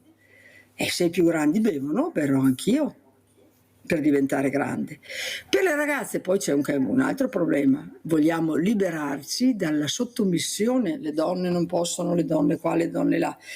La libertà è anche quella di avere i comportamenti tipici del mondo maschile. Questo è deleterio naturalmente. È chiaro che è un lavoro estremamente lungo, che parte sì dalla scuola, ma dalla famiglia, dal mondo degli adulti, dalla responsabilità che noi adulti abbiamo nel presentare modelli di comportamento. È pacifico, non si chiede che nessuno utilizzi l'alcol, ma deve essere estremamente chiaro che ogni persona dovrebbe maturare la responsabilità e la libertà di bere o non bere. E io penso che nella nostra comunità sia difficile avere la libertà di non bere. Sentiamo anche cosa ne pensa Alessandro Tonetto, responsabile Fondazione SADA. Cos'è questa fondazione che si occupa anche di corsi di guida per neopatentati? Ecco, sentiamo un po'. Prego, Tonetto. Allora, intanto buongiorno e complimenti per la trasmissione, perché l'ho seguita con attenzione e ho sentito parlare persone preparate e competenti, e questo mi rincuora, perché normalmente gli avvocati che si seguono sui social trovano le scappatoie per evitare di pagare le multe. Ecco, quindi come fare per fare ricorso. Per quanto riguarda la nostra fondazione, nasce proprio da una vittima della strada. Si chiama Fondazione SADA, sarebbe Salvatore Ambrosino in memoria di Donato Ambrosino, un papà morto in un incidente stradale. Da lì siamo nati, noi lavoriamo a 360 gradi, dalle scuole, dove andiamo nelle scuole a fare formazione con la Regione Lombardia, per dirle siamo uno dei primi interlocutori nelle scuole, a proprio l'educazione nei neopatentati. Noi gratuitamente in tutta Italia andiamo a fare dei corsi di guida sicura che, ripeto, per i ragazzi sono totalmente gratuiti, per fargli capire dinamiche della macchina. Dopo questi corsi, le faccio un esempio, non imparano a correre di più, ma diventano consapevoli di molte cose e vanno più piano. Nelle scuole, ricollegandomi all'alcol, con la quale condivido quello che ha detto l'altra signora collegata, noi andiamo nelle scuole e facciamo indossare degli occhiali appositi che simulano un effetto, dopo aver bevuto un po'. E quello che facciamo capire è il semplice percorso da dove siamo noi a salire in macchina. E i ragazzi con questi occhiali non riescono neanche a salire correttamente in macchina. Ecco quindi che di fronte a ciò sono più coscienti, perché molto spesso quello che crea l'errore è l'ignoranza, non nel senso negativo del termine, ma l'ignorare quello che consegue. Faccio un altro esempio. Noi quando facciamo queste prove di guida sicura facciamo salire tutti i ragazzi dietro quando facciamo la frenata di emergenza 50 all'ora. Perché? Perché facciamo capire che le cinture dietro vanno messe non perché lo dice il codice, l'onorevole, perché prende la multa, ma perché in una frenata di emergenza questo corpo di 75 kg a 50 all'ora dovesse fare un impatto diventano 3.500 kg, quindi si distrugge. Ecco, andare nelle scuole, come diceva lei prima, è fondamentale, perché dobbiamo formare la coscienza e la conoscenza di questi ragazzi sulle conseguenze dell'alcol, facendoli indossare gli occhiali, facendoli fare piccoli percorsi, raccogliendo caramelle per terra che non ci riescono, oppure sull'uso della cintura, fino a portarli a questi esercizi di guida sicura dove vedono che a 30 all'ora una macchina sul bagnato perde il controllo delle ruote davanti e quindi a 30 all'ora. Aggiungo che per quanto riguarda i sistemi di aiuto, gli ADAS, che sono diventati obbligatori da luglio 2024, purtroppo non hanno previsto gli ADAS di cui parlavate prima, questi specchietti intelligenti che vedono l'ostacolo che c'è, che l'avviso su alcune marche di camion recenti c'è tutto, cioè l'autista vede decisamente tutto, ma non sono ancora obbligatori per tutti gli autisti, quindi ci sono ancora questi famosi angoli ciechi. E ricollegandomi a quello che diceva prima l'onorevole, abbiamo introdotto col nuovo codice questo obbligo di sorpasso a 1,5 metri dal ciclista, ma alle volte abbiamo delle strade larghe 4 metri, quindi come faccio a sorpassare stando lontano 1,5 metri? Rischio di fare un incidente. Cioè dobbiamo agire a partire dal governo, come dicevate voi prima, e qui io posso dirle che dobbiamo cercare la persona valida, perché noi in Lombardia collaboriamo con una maggioranza, ma per esempio noi abbiamo adesso fatto un bando con la città metropolitana di Torino, dove c'è un'altra parte politica che ha deciso di fare il corso con noi perché una consigliera della città metropolitana e una dirigente le abbiamo invitate a fare il corso. Fatto questo corso, dove noi facciamo anche primo soccorso, dove c'erano ospiti familiari delle vittime della strada, hanno detto lo vogliamo fare anche noi, hanno coinvolto 46 comuni. Quindi bisogna andare avanti facendo capire, partendo da 14 anni, la prima patente si prende a quell'età lì. Bisogna fare capire le conseguenze. Corro perché purtroppo il tempo è tiranno, abbiamo anche una telefonata. Ha ragione Alessandro Tonetto, però in attesa che questi bambini, questi ragazzini capiscano l'importanza della sicurezza, vogliamo dare la certezza della pena a chi sbaglia e magari è anche recidivo, e abbiamo ancora questo problema che non c'è la certezza della pena, la buona condotta, l'avvocato giusto, la prescrizione, processi che durano infinitamente tanto e non ci sono i soldi. Capisci che non ne andiamo fuori? Vogliamo capire che in attesa che questi crescano bene grazie a voi abbiamo delle persone che vanno punite severamente, che se ne infischiano quando escono di casa, della sicurezza, della segnaletica, del rispetto del prossimo. Leone da Trebasele, che poi andiamo avanti. Vai Leone. Ciao Milena, grazie, saluto i tuoi ospiti. Allora io ho smesso di credere negli esseri umani. Abbiamo un pianeta che ha più acqua che terra e abbiamo 1 miliardo di persone che soffre di fame e di sete perché non hanno acqua, e abbiamo l'Europa che vuole investire 800 miliardi in armi, e tu vuoi che io creda negli esseri umani? Ma mi vergogno di essere un essere umano. Per quanto riguarda l'Europa, se un'industria italiana può pagare le tasse in Olanda, in Irlanda, in Lussemburgo, questo vuol dire che l'Europa non esiste, è una chimera. Ciao Mirella, grazie. Grazie, abbiamo sentito anche la riflessione di Leone da Trebasele, che tutti quanti dovremmo farci un esame di coscienza e capire dove vorremmo andare a parare in futuro, perché non possono dire che non c'è l'informazione, che non sanno, che non vedono, perché ce la stiamo mettendo, almeno da parte mia e da parte della mia televisione Media Nord-Est, veramente tutta, cercando veramente di invitare anche dei professionisti seri, come ha detto Tonetto, per far capire capire che dobbiamo ascoltare, non sentire ma ascoltare. Quello che dice anche Flaviana Conforto, tu sai quanto puoi bere, dove puoi arrivare, tu sai che se hai voglia di sballare puoi farti accompagnare da qualcun altro e non metterti alla guida. Ecco, sono informazioni che sono state date, poi ci troviamo con persone ubriache che hanno ucciso, ma recidive che sono ancora una volta alla guida, che fanno altri morti. Ecco, l'importanza, ecco, del rispetto della persona, i valori, ecco, Conforto, è questo che dobbiamo capire, se ognuno di noi ha i valori dentro, che è il rispetto della civiltà. Prego. Allora, rispetto a quello che diceva la persona che mi ha preceduto, è molto interessante questo uso degli occhiali. Lo usiamo anche noi nei nostri incontri con i ragazzi, con la popolazione, perché davvero attraverso questo si capisce quanto si è alterati. Per incidere poi in profondità nelle cose, al di là di quello che devono fare le istituzioni pubbliche, la certezza della pena di cui avete parlato, eccetera, noi sappiamo che il lavoro da fare è aiutare, dare una mano a queste famiglie perché trovino la possibilità di comportarsi in un modo diverso. Naturalmente la singola persona che beve può fare qualcosa per la sua vita, ma la cosa interessante, ed è la base del nostro lavoro, è che tutti coloro che vivono insieme a questa persona ne soffrono. Prima che avvengano i disastri, nelle nostre club ci sono famiglie che hanno perso un figlio perché è stato investito da persone ubriache.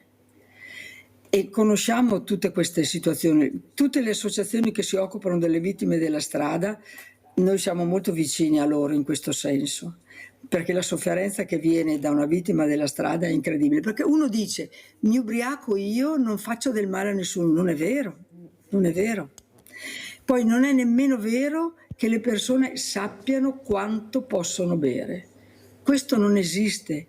Noi non possiamo sapere quanto possiamo bere, possiamo sapere però con certezza che l'alcol altera le nostre capacità ed è questo che dobbiamo insegnare ai ragazzi, ma anche agli adulti, perché sono quelli che hanno già la patente che uccidono con la macchina, non sono i ragazzi di 14 anni. Allora Tonetto, per rispondere anche a Flaviana Conforto devo correre perché poi sapete che il tempo è tiranno, devo fare tante domande. Io ho avuto veramente delle persone che fanno sicurezza stradale, anche con l'ACI, sicurezza sicuro. Pirollo è uno di questi, il quale ha detto ma vogliamo renderci conto che prendere la patente non vuol dire saper guidare? Un'altra persona invece mi ha detto ma tu hai mai visto, ho visto pochissimo, la scuola guida nelle autostrade, quando piove a dirotto, su strade particolari? Pochissimo, quasi niente. Perché? Perché poi tanto la patente gliela diamo e noi ce li ritroviamo su queste situazioni pericolose. Oppure continuare a fare il motore che sappiamo che non serve più, tanto se si ferma la macchina chiamiamo il caro attrezzi. Eppure si continua a rimandare di mesi in mesi, anno in anno, invece di prendere delle decisioni serie. Cosa ne pensa Tonetto? Hanno ragione dire un conto è prendere la patente, un conto è saper guidare? Assolutamente d'accordo al 100% ed è per questo che noi andiamo proprio nelle autoscuole che hanno intenzione di fare la differenza a proporre questi corsi di guida sicura. Io per dirle abito a Fogliano che è a 6 km dalla Slovenia e siamo comunque vicini all'Austria, dove il numero delle ore obbligatorie è da una parte 18, dall'altra 20. Noi in Italia ne abbiamo 6 e siamo convinti che con 6 ore formiamo un automobilista. Lei mi capisce che 18-20 confronto 6, già qui il confronto è a favore, evidentemente, e a sfavore di questo governo, in generale delle leggi che operano nel settore. Noi dobbiamo far capire innanzitutto ai ragazzi che presa la patente non sanno guidare, presa la patente sanno condurre una macchina e neanche tanto bene. Dovrebbero tutti fare questi corsi di guida sicura, che poi li facciano con l'ACI, li facciano da un'altra parte, devono farli perché lì realmente capiscono che la macchina è un insieme di forze incredibili e bisogna saperle gestire. E in un'autoscuola con 6 ore, cosa vuole che possa insegnare? Anche la migliore delle autoscuole in 6 ore, che poi ti dicono ma lo Stato ha detto che dopo 6 ore posso fare l'esame. In 6 ore uno sale a mezzogiorno e alle 18 è pronto per andare a guidare? Quindi sono perfettamente d'accordo col suo ospite che ha detto quella frase, e noi stiamo spingendo in tutti i modi possibili per rendere obbligatorie più ore, e questi corsi che li facciamo noi, ripeto, che li faccia qualcun altro, ma devono essere fatti perché i ragazzi, mi creda, quando finiscono questi corsi cambiano il loro modo di atteggiarsi alla macchina, perché sono più coscienti. E allora la andiamo a certezza vedere della pena... anche questo schianto mortali in A4 e poi commentiamo, andiamo a vedere.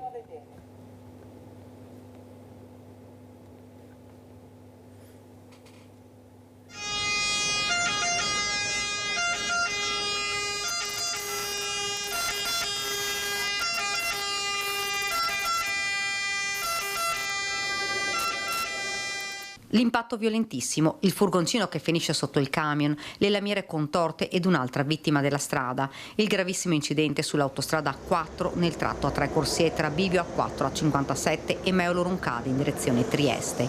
Sul posto i vigili del fuoco che hanno lavorato a lungo per riuscire a liberare la vittima rimasta incastrata nel posto di guida. Nulla da fare per il conducente del furgone Emilio Gambon, 79 anni, originario di Montagnana ma residente da anni ad Abano Terme. Da una prima ricostruzione nel tratto c'erano rallentamenti segnalati a più riprese dalla concessionaria autostradale con i pannelli a messaggio variabile. Ad un tratto il furgone, per motivi da accertare, ha urtato a forte velocità l'auto articolato che lo procedeva nella coda a tratti. In un attimo si è consumata la tragedia. Nulla hanno potuto fare i sanitari del SUEM 118 arrivati con ambulanze, automedica e di soccorso. L'uomo è morto sul colpo. Gambon arrotondava la pensione lavorando in una ditta del settore delle pompe di calore da maggio 2019 con un regolare contratto di lavoro a tempo indeterminato part-time, 20 ore a settimana, con la mansione di trasportatore. Era un ex istruttore di scuola guida e quindi esperto nel destreggiarsi anche in condizioni di traffico complicate. Ma non è bastato. Le squadre dei vigili del fuoco accorse da Mestre e Treviso con l'autogru hanno messo in sicurezza i veicoli coinvolti, il lavoro dei soccorsi ed il silenzio degli operatori di fronte all'ennesima vittima della strada.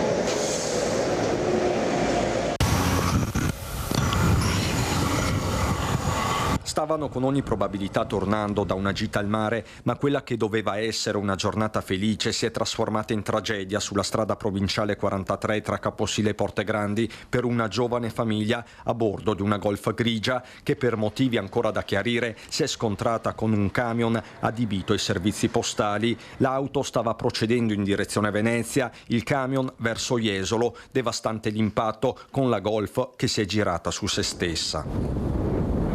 Non c'è stato nulla da fare per l'uomo alla guida dell'auto, Matteo Marcato, 34 anni, residente a Oriago di Mira, di professione cuoco. Inutili tentativi di rianimazione degli operatori del SUEM 118, intervenuti anche con l'elisoccorso. Ferita ma cosciente la compagna, 35 anni, di origini polacche, a lato passeggero, quasi indenne il bimbo della coppia, 7 mesi appena, regolarmente assicurato al proprio seggiolino. Ha trascorso la notte in osservazione ed è stato sottoposto a tutti gli esami pediatrici del caso. Madre e figlio sono stati portati entrambi all'ospedale All'Angelo. Sul posto i vigili del fuoco dalla centrale di Mestre e dal distaccamento di San Donà di Piave e la polizia locale di Quarto d'Altino che si è occupata di deviare il traffico. I rilievi sono stati invece affidati ai carabinieri che per l'intero pomeriggio hanno tentato di ricostruire la dinamica della tragedia. Con loro, dopo essere stato medicato, anche il conducente del camion. Così racconta ai nostri microfoni. Stavo andando a Jesolo a finire il servizio e di colpo questa macchina ha perso il controllo, non mi sono neanche reso conto perché proprio è stato un attimo, me la sono trovata addosso, non ho neanche fatto in tempo a frenare, forse avrò toccato il freno ma non ho diminuito la velocità sicuramente. L'auto stava procedendo in direzione Venezia, sì, Quarto d'Altino. Quindi un frontale sostanziale. Poi c'è stato il testacoda, l'auto si è... No, io non l'ho neanche, io ho visto solo la macchina davanti, mi si è rotto tutta la portiera, i vetri addosso e ho cercato di tenere il camion in careggiata e basta. Quando sono sceso ho visto che c'era la macchina girata là. Io non so dopo che traiettoria ha fatto dopo l'impatto, non lo. Abbiamo Gabriella da Mogliano, vai Gabriella. Buongiorno, grazie di tutto Mirella. Volevo dirle che a me è successo un caso in famiglia, avevo la mamma che beveva per un dispiacere che era successo in famiglia e dobbiamo dire a sti giovani che l'alcol fa perdere le cellule cerebrali, si diventa scemi, non si ragiona più e il cervello va in panne. Quello bisogna dire, che l'alcol fa male, cancella le cellule cerebrali. Allora prenderanno paura e capiranno di farne a meno.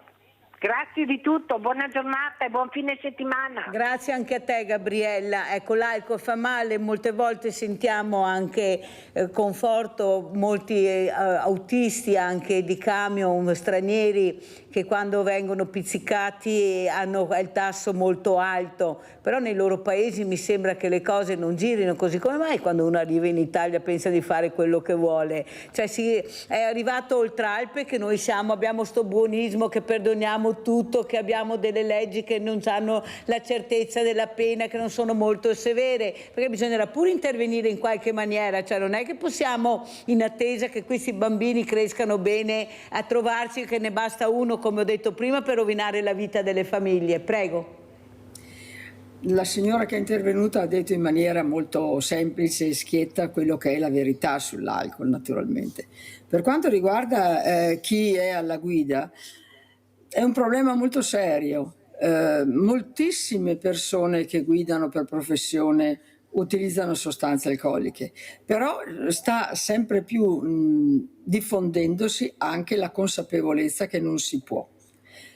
In Italia le regole ci sono, le ditte che per esempio hanno ditte di trasporti hanno l'obbligo di fare a campionatura l'alcol test ai loro dipendenti e in questo modo li trovano le persone che usano alcol. Tutti coloro che hanno un lavoro regolare possono essere controllati. Il problema è quando il lavoro magari non è regolare, magari uno sa, ci sono delle situazioni lavorative le più varie. Io non penso che siano soltanto le persone che arrivano in Italia dall'estero. Moltissime persone italiane hanno lo stesso identico problema. Noi abbiamo fatto dei corsi dentro delle ditte che hanno dei dipendenti regolarissimi ed hanno problemi con l'alcol. È difficile perché sembra di invadere la privacy delle persone, senza pensare che questi controlli invece servono per salvare le persone e per dare una vita migliore a tutta la comunità. Poi il legislatore ha già messo delle regole, lo 0,50 per esempio, di massimo di alcolemia per i guidatori esperti e 0 per i guidatori inesperti, 0 per chi guida gli autobus turistici, 0 per i camionisti. C'è. Certo ci vuole un apparato di controllo un pochino più evidente, più attento, come dire, più numeroso soprattutto, perché le forze dell'ordine controllano, ma quanto possono controllare? Lo sa quante persone arrivano nei club perché hanno la patente ritirata? Tantissime, tantissime. Il problema è la recidiva, se poi non frequentano un percorso per smettere di bere, e gli ulteriori controlli delle forze dell'ordine. Non ha senso metterli in prigione, per esempio, che senso avrebbe? Sarebbe stupido. Non è che uno che sta in prigione non beva più, non ripara niente. È chiaro che ci vogliono le pene alternative e c'è un sistema di giustizia riparativa estremamente interessante. Le persone a cui viene ritirata la patente devono fare i lavori socialmente utili e sono veramente proficui per la persona oltre che per la comunità. Perché sentiamo Luciano da Desenzano, poi andiamo avanti. Vai Luciano. Mirella, ciao, buongiorno agli ospiti. D'accordissimo col signore che ha parlato prima lì. Bisogna fare, tra parentesi, gli esami più seri, l'hai detto anche tu, mi sembra, cosa c'entra il motore? Il motore, io quando ho iniziato a fare l'autista aggiustavamo il camion per la strada da soli, a volte no, ma adesso se uno rimane fermo con la macchina, che cosa aggiusta il motore? Bisogna insegnare non i 50 all'ora in città, bisogna farli andare sull'autostrada, bisogna farli andare, io dico questo, il signore come si chiama? Tonetto, signor Tonetto, io dico che il 20% degli automobilisti bisognerebbe ritirare la patente domani, no? E poi ho 60 anni di patente, io 60 anni fa con 2 esami ho preso la B e C e D a Mantova, 2 esami, a 18 anni e 6 mesi avevo 3 patenti, e allora posso dire qualcosa, ho guidato autotreni, ambulanze, tutto. Non è tutto l'alcol, non è tutto questo, è il cervello. Io ho raccontato la settimana scorsa a Mirella che una signora qua di 40 anni ha tagliato completamente la strada a uno con la moto, e io ero lì con la bicicletta. E il cervello delle persone, i giovani sono un po' troppo aiutatemi, un po' troppo veloci, un po' troppo indisciplinati, e gli anziani a un certo punto io dico che bisognerebbe fare diciamo così, Luciano, che gli anziani, i giovani sono molto veloci, e diversamente i giovani si fa un baucai, che è una frase che piace a Mirella, così abbiamo risolto il problema. Il problema è che alle 5 della mattina, alle 4 della mattina non troviamo quei diversamente giovani, ma troviamo questi ragazzi, ma morti magari in 2 e 3. Proprio per la disattenzione, che molte volte non hanno neppure bevuto, e l'alta velocità e il non rispetto delle regole. Allora andiamo a Padova, andiamo a vedere questo neopatentato provoca incidente. E la longa? Ha provocato un incidente, ma non si è fermato. È stato individuato questa mattina dalla Polstrada il conducente del furgone che venerdì pomeriggio in via Scardovara a Piove di Sacco ha causato un incidente stradale ed è scappato. Si tratta di un 24enne moldavo. Il ragazzo, forse a causa dell'alta velocità, ha invaso la corsia di marcia opposta scontrandosi con 3 auto, fortunatamente senza provocare feriti. Poi è fuggito. Un testimone però è riuscito a descrivere con precisione il furgone, e la polizia stradale di Padova è riuscita a risalire alla ditta titolare del mezzo e al conducente, un dipendente 24enne dell'azienda. Per fortuna nell'incidente non ci sono stati feriti, ma il conducente, che si era dato alla fuga, è neopatentato e così è stato sanzionato con la decurtazione di 42 punti e la sospensione della patente di guida fino a 3 mesi. Il suo tasso alcolico, in quanto neopatentata, doveva essere 0, invece una 21enne di Bassano del Grappa si era messa alla guida nonostante avesse bevuto. Non riuscendo più a controllare l'auto, una Ford Ka, la giovane, che viaggiava con 3 amiche, è uscita di strada in mattinata a Fontaniva, nell'Alta Padovana. Qui è stata soccorsa dai carabinieri di Cittadella, che si sono trovati davanti le 4 ragazze spaventatissime. Sottoposta all'alcol test, la 21enne è risultata positiva con un tasso pari a 1,54 grammi su litro. Per questo sono scattate le misure previste in quanto neopatentata, la denuncia per guida in stato di ebbrezza e il ritiro della patente. Le passeggere sono invece state trasportate per le cure all'ospedale di Cittadella. Abbiamo Mirella da Riese, vai Mirella. Sì. Ciao Mirella e buongiorno ai suoi ospiti. Ora io dico una cosa, chi che corre, ecco, e che ha delle patologie, qualcosa che prende 8-9 medicine al giorno, cominciano alla mattina, quando corrono, insomma, gli verrà anche i giramenti, qualcosa, dovrebbero insomma mettere sulla patente qualcosa scritto. Grazie Mirella, andiamo allora da Flaviana Conforto. Si sa, ma nonostante questo si beve, come diceva giustamente lei, perché faccio festa, perché mi diverto, anche se sai che nella tua macchina saliranno altre ragazze, allora capisce che si fa molta fatica a far ascoltare questi ragazzi. Prego Conforto.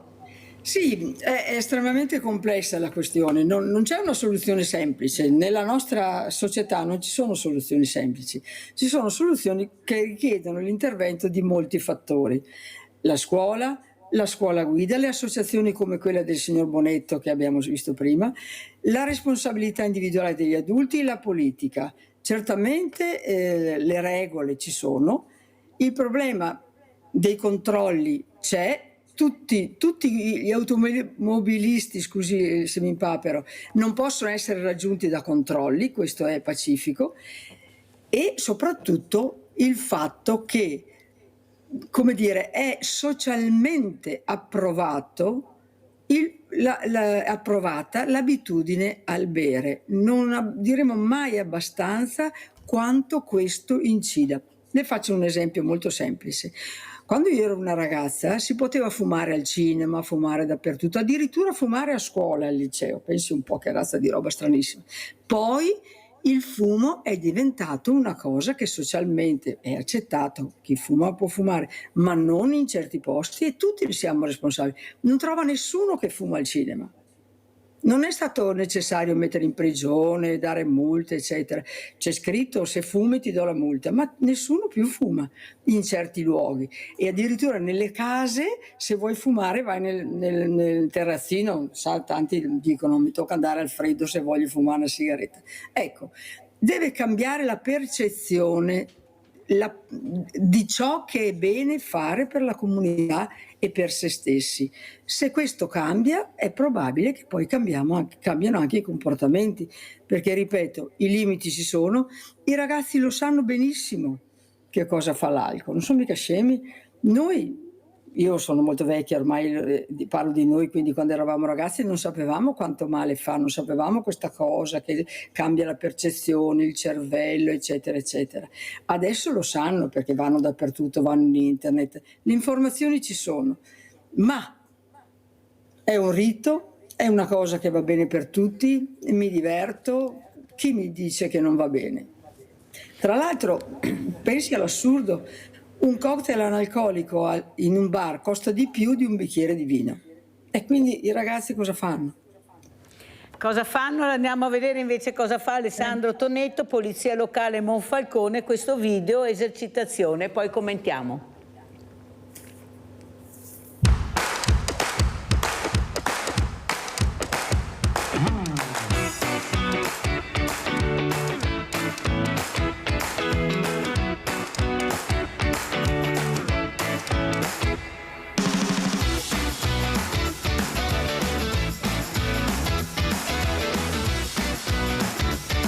Ma perché devo rompere all'amico e dire metti la cintura dietro? Perché nel momento in cui io freno la persona può fuoriuscire dal vetro e finire a metri e poi ci pentiamo perché facciamo male a qualcuno. Quindi per non arrivare lì non è il problema la sanzione amministrativa, quella si paga, ma la faccia, la testa, la vita, quella no.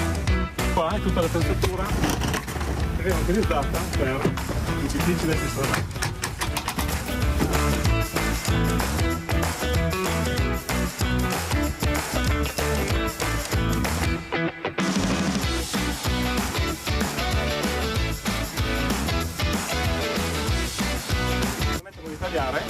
Con delle cesoie, no?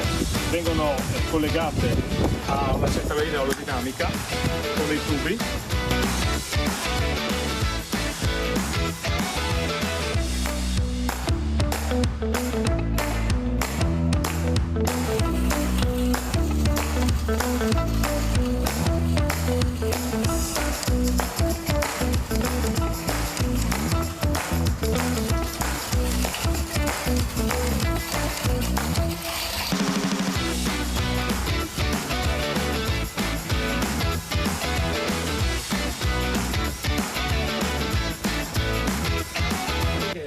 Posso anche chiudere gli occhi e aspettare il botto Una cosa semplice, la posso fare?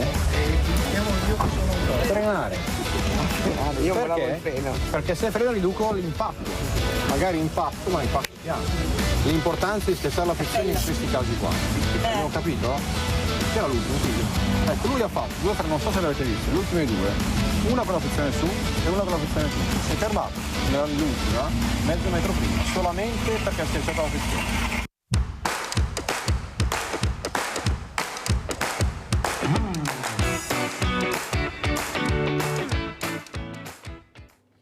Tanta strada da fare, Tonetto, ma soprattutto far capire l'importanza veramente di saper guidare. Io sono dell'idea che dobbiamo accelerare, non c'è niente da fare, più ore di scuola guida, come ha detto lei. Non è possibile che per oggi non sanno operare l'acceleratore, non sanno adoperare il freno. Ecco, è una cosa veramente incredibile. Quando vedo queste cose mi arrabbio tantissimo, ma dico, ma dove hai preso tu la patente? Dove hanno preso la patente, Tonetto? Perché bisogna anche capire chi è che dà la patente a questi ragazzi. Vediamo delle cose dette dagli esperti, perché non è che invito delle persone che si inventano. Questo fa come lei, guida sicura, e dice sto vedendo delle cose veramente assurde. Prego, Tonetto. Allora, sono d'accordo con lei. Il problema è che partendo dalla motorizzazione hanno sempre meno esaminatori, ma proprio non ne hanno, e quei pochi hanno una mole di lavoro talmente vasta che alle volte promuovono perché non riescono a star dietro al lavoro che hanno, e poi noi ci ritroviamo, come anche il mio collega, che trova quando facciamo i corsi e rimaniamo sbalorditi dalle mani, dalla frenata, eccetera. Noi dobbiamo insegnare a questi ragazzi a fare la differenza, perché sono d'accordo con lei sulla certezza della pena, anzi magari peggio, però dobbiamo far capire ai ragazzi che essere differenti all'inizio può sembrare un po' svantaggioso, ma fare la cosa giusta poi premia al futuro. E faccio sempre, quando faccio i corsi, l'esempio ai ragazzi che essere differenti all'inizio magari sembra di essere un po', scusi il termine, sfigati, ma poi si cambia. E dico sempre, nel mondo della musica c'è un bianco che si è buttato a fare rap in America ed era ritenuto uno sfigato, poi questo bianco è diventato Eminem e adesso è il primo che fa questo genere di musica. Ecco, noi in Italia dobbiamo creare dei piccoli ambasciatori che dicono al papà no, devi mettere sempre la cintura, che dicono al papà no, non devi usare il cellulare, perché l'hanno provato loro, e questi ambasciatori poi vedrà che più siamo e più riusciremo a cambiare le cose. E dobbiamo cercare la persona giusta, il politico giusto, perché qui, dove ha visto prima, eravamo a Monfalcone, una parte politica, ma a Torino sono dall'altra parte politica, cioè dobbiamo saper scegliere le persone giuste. Non c'è un partito che fa tutto giusto, ma c'è la persona, e speriamo di trovarne sempre di più e che portino a far fare più guide a questi ragazzi obbligatorie, perché altrimenti dopo si corre solo, si può solo marginare un po' quello che succede. Per fortuna che ci sono associazioni, per fortuna che ci sono, come la signora, che combattono il problema dell'alcol, per fortuna che ci sono anche fondazioni come la nostra e altre che proprio fanno questi corsi di guida sicura per far capire ai ragazzi che la macchina è una bomba pronta ad esplodere se non la sappiamo gestire. Allora io vi invito sia Tonetto che Conforto, Flaviana Conforto che Alessandro Tonetto, perché abbiamo creato il villaggio delle associazioni. Saremo dal 10 al 13 luglio in un posto bellissimo all'aria aperta che è il Parco del Sile, con tantissime associazioni, sono più di un centinaio, vengono anche dal Friuli, da Grado, da altre realtà, per stare assieme, per capire che dobbiamo unire le forze. Tonetto, lo dico anche a Conforto. Tanto le persone devono conoscersi, sapere chi siamo, cosa facciamo, cosa promuoviamo. Io penso che l'unione farà la forza. Ecco, dobbiamo fare rete, capire. Se io non vi invito, magari qualcuno non sapeva neanche che voi c'eravate, oppure sempre nel territorio. Io penso che questo villaggio delle associazioni dobbiamo unire le forze, farci vedere, perciò vi manderò l'invito, sarà molto importante se parteciperete anche voi. È una località moltissimo frequentata, un mese anche molto caldo, inizia la Movida, perciò spero di avervi ospiti anche con i vostri gazebi in queste importanti manifestazioni dove più di 100 associazioni si sono unite per dare appunto questi messaggi. Ecco, cosa dice Flaviana Conforto e come ci saluta? Beh, grazie per l'invito, è molto interessante questo invito. Mi pare che, insomma, per quanto riguarda la guida, il signor Tonetto è estremamente esperto ed ha detto delle cose sacrosante. Per quanto riguarda il problema dell'alcol in generale, dobbiamo stare il più vicino possibile alle persone che sviluppano questi problemi e fare in modo che noi adulti cerchiamo di rivedere il nostro approccio alla comunità. Sapere che il bene comune è molto più importante di un singolo bene. Non solo, ma sono molto d'accordo con Tonetto quando dice essere differenti paga. Ora, io dico a tutti i ragazzi, a tutte le persone, essere trasgressivi adesso, che piace molto essere originali, trasgressivi, non uguali agli altri, è proprio scegliere di non usare l'alcol, soprattutto quando si deve guidare, naturalmente, perché si fa del male a sé, ma anche agli altri. Grazie a Flaviana Conforto, responsabile di Camminando Insieme, collegata con noi da Verona, grazie veramente. Sentiamo come ci saluta Alessandro Tonetto, responsabile Fondazione SADA. Allora, innanzitutto ci saremo sicuramente a luglio, le posso confermare assolutamente che ci saremo, siamo onorati che lei ci abbia invitato. La lascio con una frase che dice che ogni vita salvata sulla strada è un abbraccio che non viene spezzato. Questo è lo slogan che noi vogliamo portare avanti e lo facciamo in tutti i modi e lo continueremo a fare sperando che lo Stato prima o poi capisca l'utilità di quello che tutte queste associazioni fanno, ma noi non aspettiamo lo Stato, abbiamo iniziato più di 2 anni fa, se poi lo Stato ci darà una mano ben venga, ma non ci fermerà nessuno perché, lo ripeto ancora, ogni vita salvata sulla strada è un abbraccio che non viene spezzato. Per noi questo è tutto quanto. Grazie anche a Alessandro Tonetto, grazie ancora a Flaviana Conforto, pubblicità.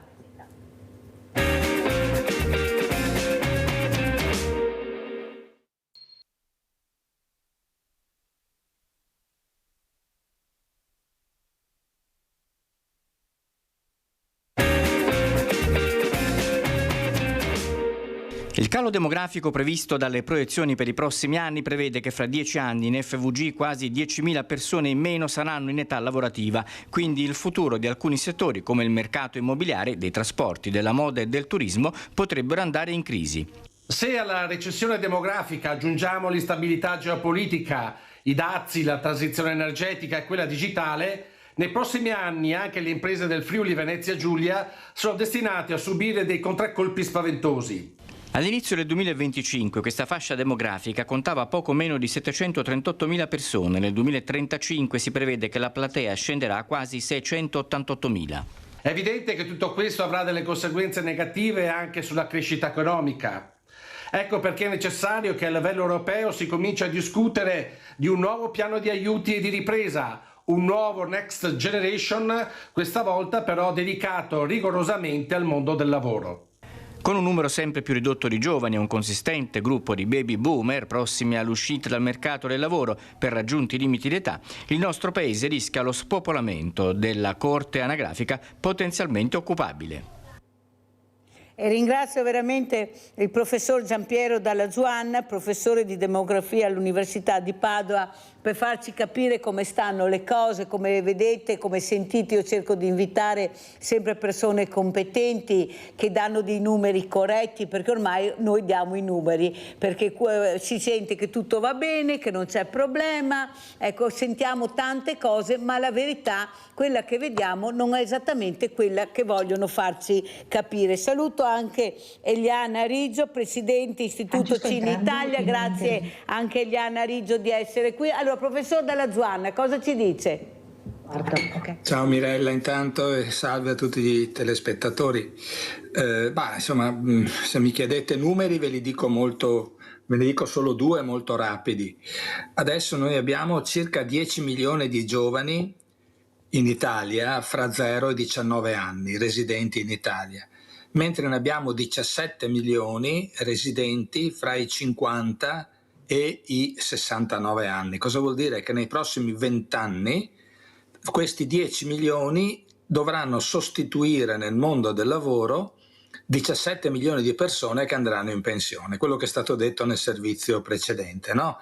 E questi sono numeri impressionanti, sono numeri che vi fanno capire che per riuscire appunto a non mandare in crisi tutta una serie, specialmente le piccole industrie, le industrie basate su gran parte di lavoro manuale, eccetera, avremo bisogno da un lato di aumentare la quota di persone che lavora, che in Italia è abbastanza ridotta, specialmente fra le donne, fra i giovani, fra le persone più avanti di età, ma anche di proseguire, di accentuare l'arrivo di persone che vengono da lontano. Non potremo cavarcela senza tassi migratori più sostenuti di quelli che abbiamo oggi.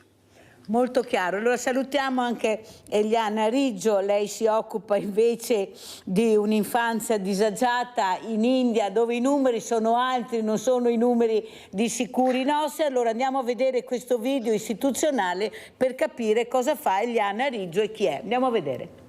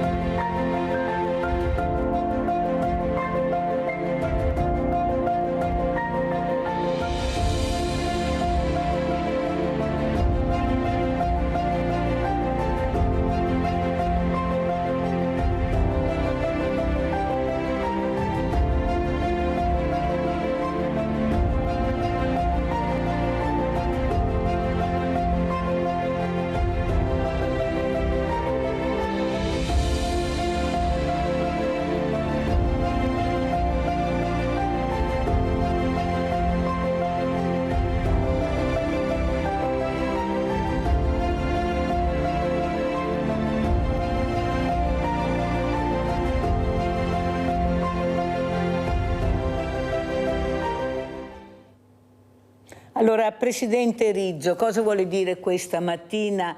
Lei che invece di numeri ne vede tanti e non riesce forse anche a capire perché si deve vivere così male, perché non si deve avere così poco, mentre altri hanno tantissimo e non si rendono neanche conto l'ingiustizia che c'è nel mondo, solo con la sfortuna di nascere nel paese sbagliato, magari anche nel momento sbagliato. Vedi cosa sta succedendo a Gaza. Prego, Presidente Riggio.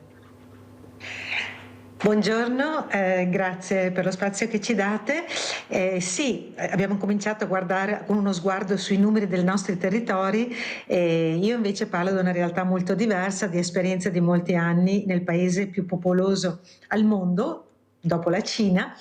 Parliamo di un paese di 1,5 miliardi di persone che noi occidentali europei viviamo sempre di più come una grande potenza, ma in realtà è un paese che è diviso in due, con ancora sacche di povertà enormi che rimangono, per cui forse parlo dell'India in questo caso, il paese dove opero da più di 35 anni come operatrice umanitaria.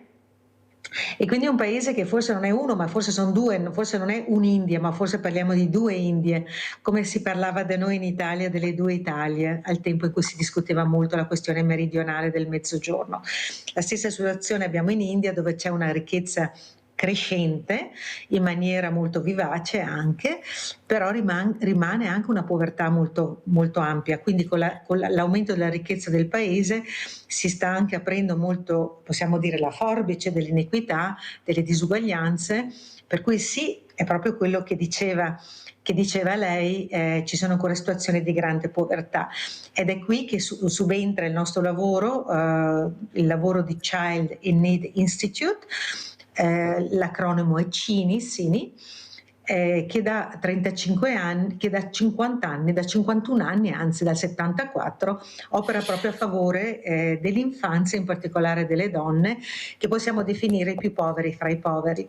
E allora uno si dice: perché siamo qui a un programma così veneto? Siamo qui a un programma così veneto perché Cini ha sedi in vari continenti anche del mondo, del nord del mondo, quindi in Europa, in America, in Australia, e oltre all'Inghilterra e alla Svizzera in Europa abbiamo una sede anche in Italia, che è proprio a Verona, quindi nel cuore del Veneto, operativa da più di 35 anni, e quindi ho l'onore di essere in questo momento presidente di questa associazione di volontariato che appunto si occupa della povertà nel sud del mondo, in particolare assistendo questa organizzazione Cini, se vogliamo pronunciarlo in italiano, sì, che o così Sini, se vogliamo anche dirlo in inglese. diversamente giovani che ho a casa, Presidente, è molto importante che arrivino tutte in modo corretto nell'informare, perché io sono sempre stata convinta che i diversamente giovani, anche che non sanno adoperare i nuovi strumenti, hanno diritto di capire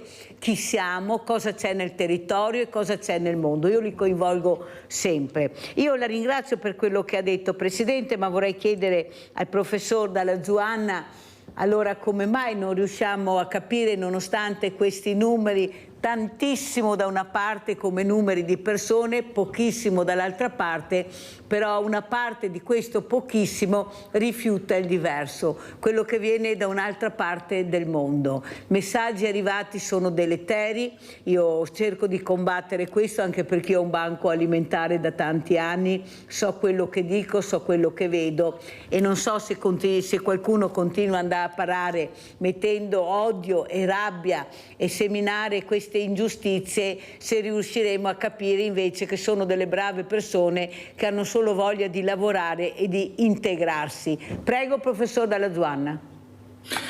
Sì, intanto do una notizia molto veloce, che l'India ha superato la Cina come popolazione proprio dall'anno scorso, almeno dai calcoli che fanno i demografi delle Nazioni Unite, quindi ora si può dire che la Cina è il paese, che l'India è il paese più popoloso al mondo, perché la Cina ha interrotto la sua crescita mentre l'India sta proseguendo, anche se anche in India il numero della fecondità sta calando molto, molto rapidamente, però come diceva giustamente la Presidente prima, ci sono delle aree del paese, l'India è un paese molto appunto caratterizzato da grandi diseguaglianze, in cui veramente le mamme e le famiglie vanno aiutate il più possibile per poter tirare su i loro figli.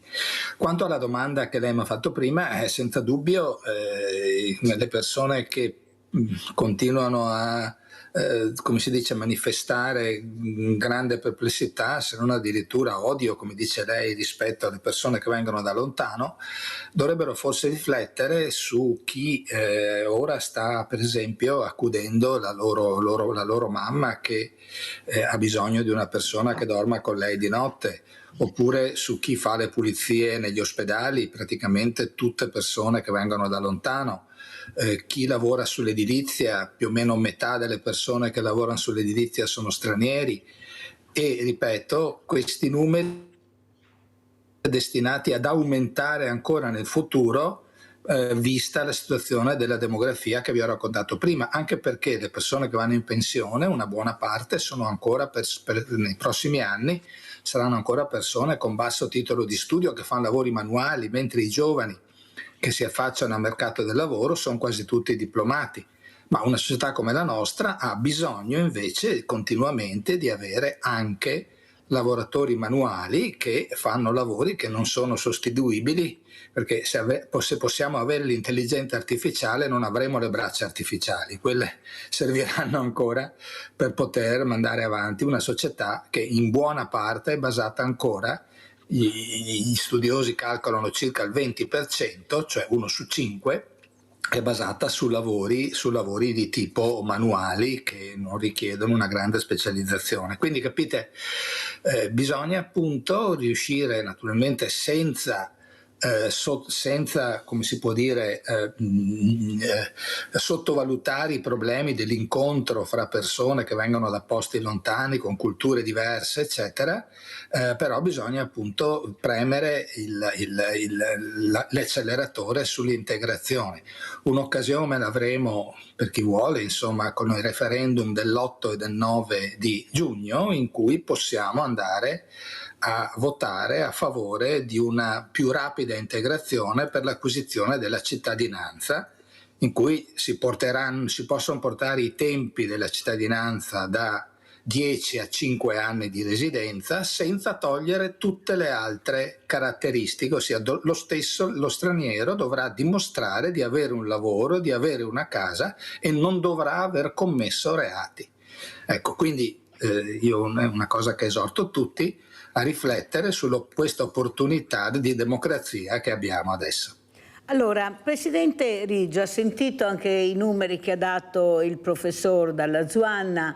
Ecco, lei quando parte dall'India, arriva qui nella sua città, arriva in Italia, a Verona, quando va a letto alla sera su questa casa accogliente, dove non manca niente. Io ho ospitato tanti anni fa, tanti Tara Gandhi, è venuta qui, sì, era a Venezia, perciò io sono riuscita a fare l'aggancio, l'ho ospitata a Treviso, grazie all'allora presidente della Fondazione Casamarca Dino De Poli, che ricordo sempre.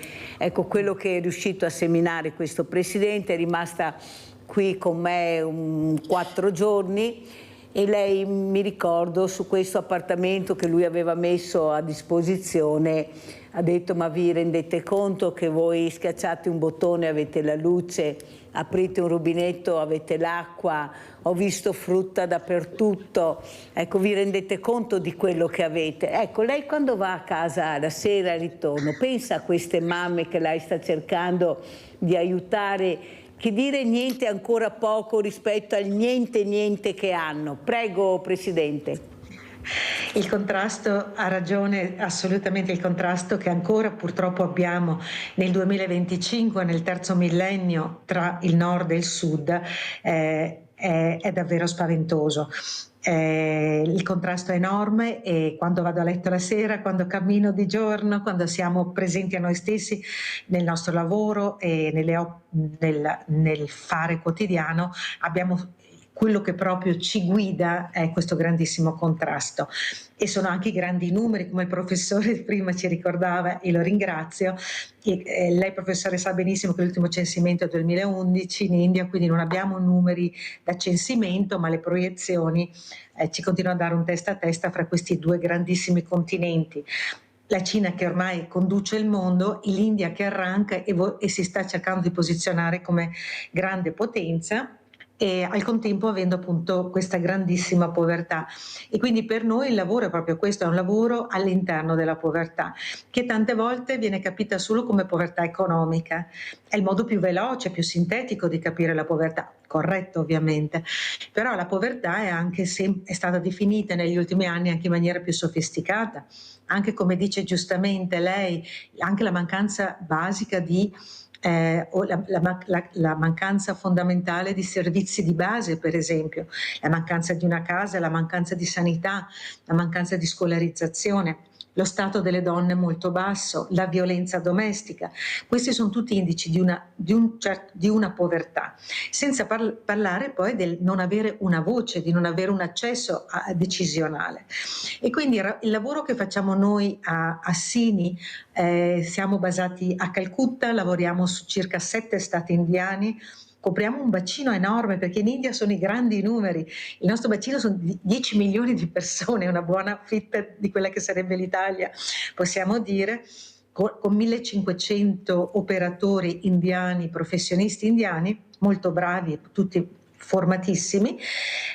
Il nostro lavoro è proprio questo: raggiungere il povero, il bambino in condizioni di povertà, di marginalità, di grande deprivazione nei contesti in cui vive. Quindi noi è un lavoro di alto livello, se vogliamo, perché lavoriamo anche con il governo, lavoriamo nel cercare di cambiare le politiche per l'infanzia, però la forza del nostro lavoro è da essere vicino al bambino e quindi lavoriamo nelle comunità povere, sia nelle grandi bidonville, pensiamo a Calcutta, una città di quasi 15 milioni di abitanti, dove un terzo della popolazione vive nella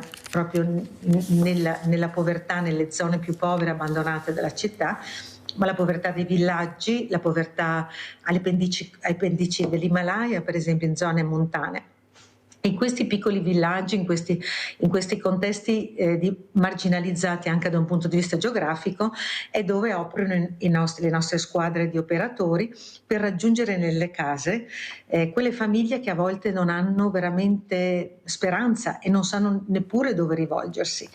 E attraverso il nostro intervento cerchiamo di assicurare l'accesso a quelli che sono i servizi di base, quindi innanzitutto quelli sanitari, perché la mortalità infantile e le malattie infantili sono ancora rampanti in un contesto di questo genere, compresa la mortalità materna, proprio che è particolarmente alta al momento del parto, e poi oltre anche nel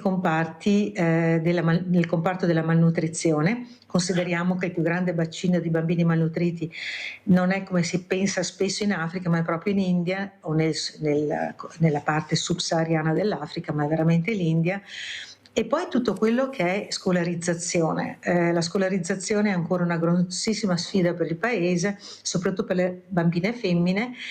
E poi operiamo anche a livello della tutela dei bambini. Abbiamo ancora noi il bacino più grande di bambini lavoratori del mondo che vivono in India. Abbiamo il bacino più grande di spose bambine. Lo diciamo anche che sono per i grandi brand.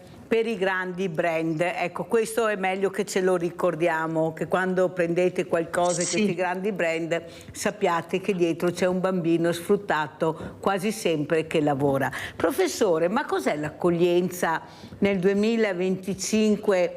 Ecco, anche nel nostro paese, un paese di immigrati, un paese che dovrebbe far riflettere, ma noi eravamo bravi, noi andavamo per lavorare. Lei cosa risponde invece alle telefonate che dicono basta, tutti a casa loro, mandiamoli via, ecco, sono cattivi? Prego, mi fermo al cattivo per non dire altro.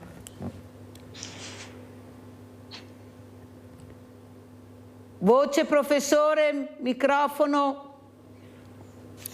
Sì, un po' l'ho detto prima, nel senso che appunto ragionando così bisogna pensare appunto a tanti settori dell'Italia che vanno avanti proprio perché c'è manodopera che viene dall'estero. Ripeto, il problema che abbiamo in Italia è che non abbiamo regole buone per l'ingresso delle persone. Di fatto quasi tutti gli stranieri che sono in Italia, che sono arrivati da fuori, sono transitati per periodi di irregolarità, non perché siano dei delinquenti, diciamo così, ma perché non ci sono dei meccanismi realistici, a parte i ricongiungimenti familiari, per un ingresso in Italia regolare e collegato al mondo del lavoro. Qui bisognerebbe mettere mano alla legge Bossi-Fini, una legge dell'inizio del secolo addirittura, che era stata fatta quando gli immigrati erano molti di meno e peraltro non ha mai funzionato bene. Ecco, solo che la politica su questo è silente, anche perché bisogna dire che sul discorso delle migrazioni, su una rappresentazione delle migrazioni come invasione, tanti ci mettono il pane nel cappuccino, insomma, no? È un modo per riuscire a mantenere consenso fra le persone che scaricano un po' sugli immigrati magari una loro insicurezza e una loro richiesta di certezze e cose di questo genere. Bisogna dire che sono fondamentali da questo punto di vista appunto non tanto operazioni di carità, chiamiamole così, che sono assolutamente cruciali, ma vanno accostate a cose strutturali. Per esempio noi abbiamo una scuola che fa fatica a insegnare l'italiano ai giovani che arrivano da fuori. Abbiamo un mondo del lavoro che offre lavoro ma che fa fatica per esempio a dare una casa. Mirella ci potrebbe raccontare storie incredibili delle persone non solo straniere ma anche italiane con riferimento adesso alla difficoltà di trovare Senta, un alloggio. professore, devo correre purtroppo perché il tempo è tiranno. Il problema è che quando io ho detto addetti ai lavori industriali, artigiani, mi dicono sempre le solite frasi: non sanno l'italiano, dobbiamo fare formazione. Allora io gli rispondo: ma abbiamo i mediatori culturali, mi sembra che molte di queste persone sappiano l'inglese, il francese e lo spagnolo, siccome io ci parlo assieme, e soprattutto molti di loro sanno lavorare, non con i nostri mezzi perché non li hanno, ma ad esempio sull'agricoltura non ce n'è per nessuno, sanno lavorare benissimo. Ecco, allora capisce che faccio fatica a capire che non c'è la possibilità di fare formazione sul campo, come dico io, o sull'industria per imparare. Cioè mettono sempre davanti una formazione che ha bisogno di un'altra formazione e là ci giriamo attorno, perché vuol dire pagare delle persone che insegnino a fare questo lavoro non so come, non so dove, nelle stanze, mentre queste persone sanno lavorare. Perché dopo io chiedo: cosa sai fare? Il falegname? Mi dicono: so lavorare il ferro, so lavorare la terra. E i conti non mi tornano, professor Dall'Azuana, lo sa che io lo dico sinceramente quello che penso. Ma dico: ma perché non li mettete a lavorare e vediamo cosa sanno fare, dove sanno fare e come fanno lavorare? Abbiamo l'agricoltura che ha fame, lo dicono loro, lo dico la Coldiretti, eppure lasciamo queste persone chiuse perché non hanno il colore giusto per uscire da queste stanze, con dei fisici bestiali, perché madre natura li ha dotati di questi fisici. Ecco che noi veramente dovremmo dire grazie e lasciati là. Poi è logico che qualcuno non ce la fa ed esce dal nemico fuori della porta che lo aspetta. Capisce, Certo, professore, che faccio fatica a non trovare i numeri quando i numeri li abbiamo in casa e potrebbero Guardi, Mirella, lavorare? è fondamentale. Per esempio abbiamo questo discorso di richiedenti asilo. Anche l'altro giorno sono sbarcati a Lampedusa in 500, no? A questi giovani, quando dovremmo dare prima possibile, anche prima del riconoscimento come rifugiati o cose di questo genere, diamogli il permesso intanto di lavorare. Perché che male c'è se lavorano? Cioè, molta gente li vede con diffidenza perché li vede spesso a bighellonare, e spesso sono là a bighellonare perché non possono essere presi regolarmente a lavorare. La gente deve saperlo questo. Cioè non c'è la possibilità con le leggi vigenti, cioè le leggi devono cambiare, non c'è niente da fare.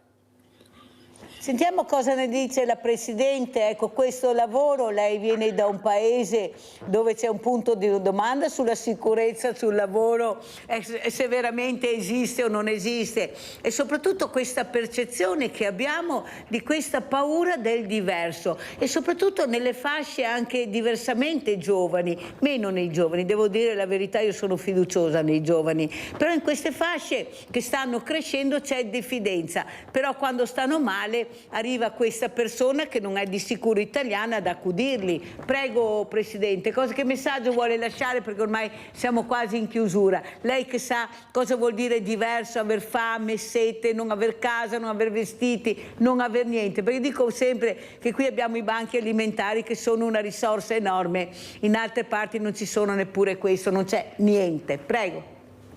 Sì, esperienza straordinaria quella dei banchi alimentari, congratulazioni per il suo lavoro, Mirella. Sì, direi che la questione della precarietà del lavoro è, come sappiamo, nostra, ma è anche nei contesti in cui lavoro io. Possiamo dire che forse è un problema globale e la difficoltà col diverso rimane. La sostanza di quello che stiamo dicendo qui questa mattina da varie prospettive è quello di cominciare a capire se in questo momento in cui un pianeta è tutto, è uno, è piccolo, è diventato molto piccolo e siamo tutti uniti come umanità in un contesto che ormai è diventato un villaggio globale, se non è arrivato veramente il tempo di farsi quattro conti e capire come dare quel minimo di sussistenza a chiunque vive sul pianeta Terra. Se questo non succederà, le proiezioni che abbiamo dalla ricerca, ma che abbiamo anche noi che lavoriamo come professionisti nel campo, anche in queste periferie estreme come quelle dove lavoro, dove opera Sini, l'organizzazione che io rappresento, è quella che questo può portare solo a un acuirsi dei risentimenti fra i vari gruppi sociali che non porterà né pace né progresso. Quindi agire sul lavoro, agire sui servizi di base, sono fondamentali, ed è quello di cui stiamo parlando questa mattina, come è anche fondamentale assicurarsi che le risorse siano messe a disposizione in maniera equa. Il tipo di economia che abbiamo di fronte a noi oggi è un'economia che divide, che non unisce, che non fornisce i sistemi, i mezzi di sussistenza almeno per gli esseri umani che hanno bisogno di vivere a tutte le latitudini del mondo. La situazione della pace e della sicurezza si sta aggravando di giorno in giorno. Quindi quando noi guardiamo un sud del mondo che ha una demografia di un certo tipo rispetto al nord, che è sicuramente una demografia a loro vantaggio, potranno avere anche sicuramente delle economie più deboli come hanno, però sappiamo anche che è una potenziale polveriera per tutti, e quindi noi la viviamo come così un po' col contagocce, con l'immigrazione che viene nel nostro paese, però basta che attraversiamo il Mediterraneo e siamo già noi italiani, che siamo pure europei, ma siamo già nel sud del mondo, e quindi vediamo quali sono le grandi contraddizioni che separano le regioni ancora oggi. Quindi il lavoro che noi facciamo penso sia fondamentale, continuare a portare avanti passi di giustizia, un bambino al giorno, un immigrato al giorno, un povero al giorno, però fino a quando questo disequilibrio fra i popoli e fra le classi e fra i gruppi sociali si vada via via a gestire in un modo che sia umanamente accettabile. E penso che il lavoro di cui stiamo parlando qui, Mirella, con lei questa mattina, e la ringraziamo per averci invitato, sarà sempre di più un lavoro verso un riconoscimento di un'uguaglianza che sia economica, che sia di genere, che sia sociale, che sia anche geopolitica di qualche modo, in modo che finalmente possiamo riconoscere un ordine sociale che avevamo ricostruito dopo la grande crisi della Seconda Guerra Mondiale con la costruzione dello Stato sociale, ma che in questo momento sembra gravemente in crisi sia a livello domestico sia a livello internazionale. Anche perché appunto lei ha parlato della Seconda Guerra Mondiale, chi ci ha salvato aveva il colore della pelle nero, viola, arancione, però quando ci hanno salvato non lo vedevamo il colore della pelle, lo vediamo adesso che viviamo nel lusso rispetto a tante persone. Ecco, questo lo voglio specificare. Abbiamo Pierina da Bagnoli, vai Pierina. Pierina? Niente. Allora professore, ormai siamo in chiusura, come commenta quello che abbiamo sentito dalla Presidente Riggio, ma soprattutto ecco le riflessioni che dobbiamo fare? Lei ha detto prima, in parte l'ho detto, ma professore io glielo farei dire 5-6 volte, sperando mi basterebbe che uno invece di sentire ascoltasse bene le sue parole per far capire che facendo così non si va da nessuna parte. Certo che i messaggi che arrivano anche di non andare a votare da una parte politica anche consistente non fanno bene, perché la partecipazione, ognuno può votare quello che vuole ma deve andare a votare. Come si fa a dire una cosa del genere e poi lamentarsi se la popolazione non vota più? Ecco, e ricordatevi che se non andate a votare fate quello che vuole la politica per diventare sempre più forte e non per aiutare voi, poi non lamentatevi. Prego professore. Ma, quello che posso dire è che noi possiamo avere l'atteggiamento che vogliamo sulle migrazioni, ma come cercavo di dire prima, il numero di persone che arriverà in Italia sarà sempre elevato, almeno per i prossimi 20-30 anni, proprio a causa del tipo di demografia che ha l'Italia, che è una demografia per certi versi opposta rispetto a quella dell'India o di altri paesi del genere, oltre ad avere numeri ovviamente molto diversi. Pensate che la popolazione italiana è un 25esimo di quella indiana, noi siamo in 60 anni, sono 1,5 miliardi, quindi stiamo parlando di cose quasi difficili anche solo da capire come confronto.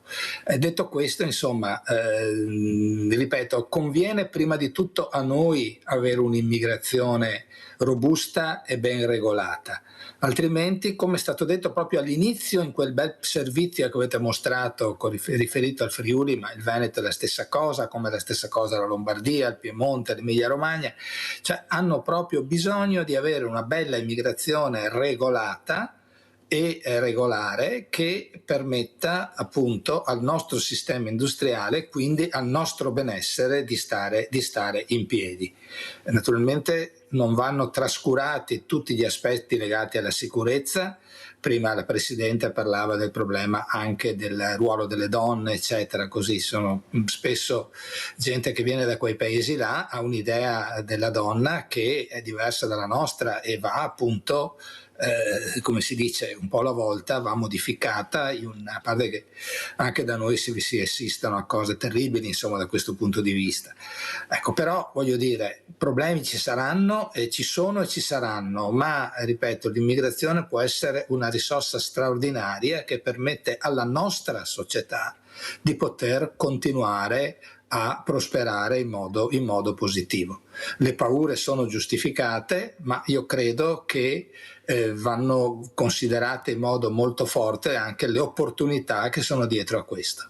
Professore, come rispondono i giovani? Lei insegna appunto demografia, ecco, a questi numeri. Cosa dicono i giovani? Perché noi sentiamo sempre parlare di diversamente giovani. Io cerco di invitarli il più possibile anche con i loro insegnanti, e loro una frase bellissima che mi dicono, specialmente una ragazza mi ha detto: professore, guardi Mirella, prima o poi il futuro sarà nelle nostre mani, faremo fatica, un passo alla volta, ma ci riusciremo. Sono anche ottimisti. Prego professore.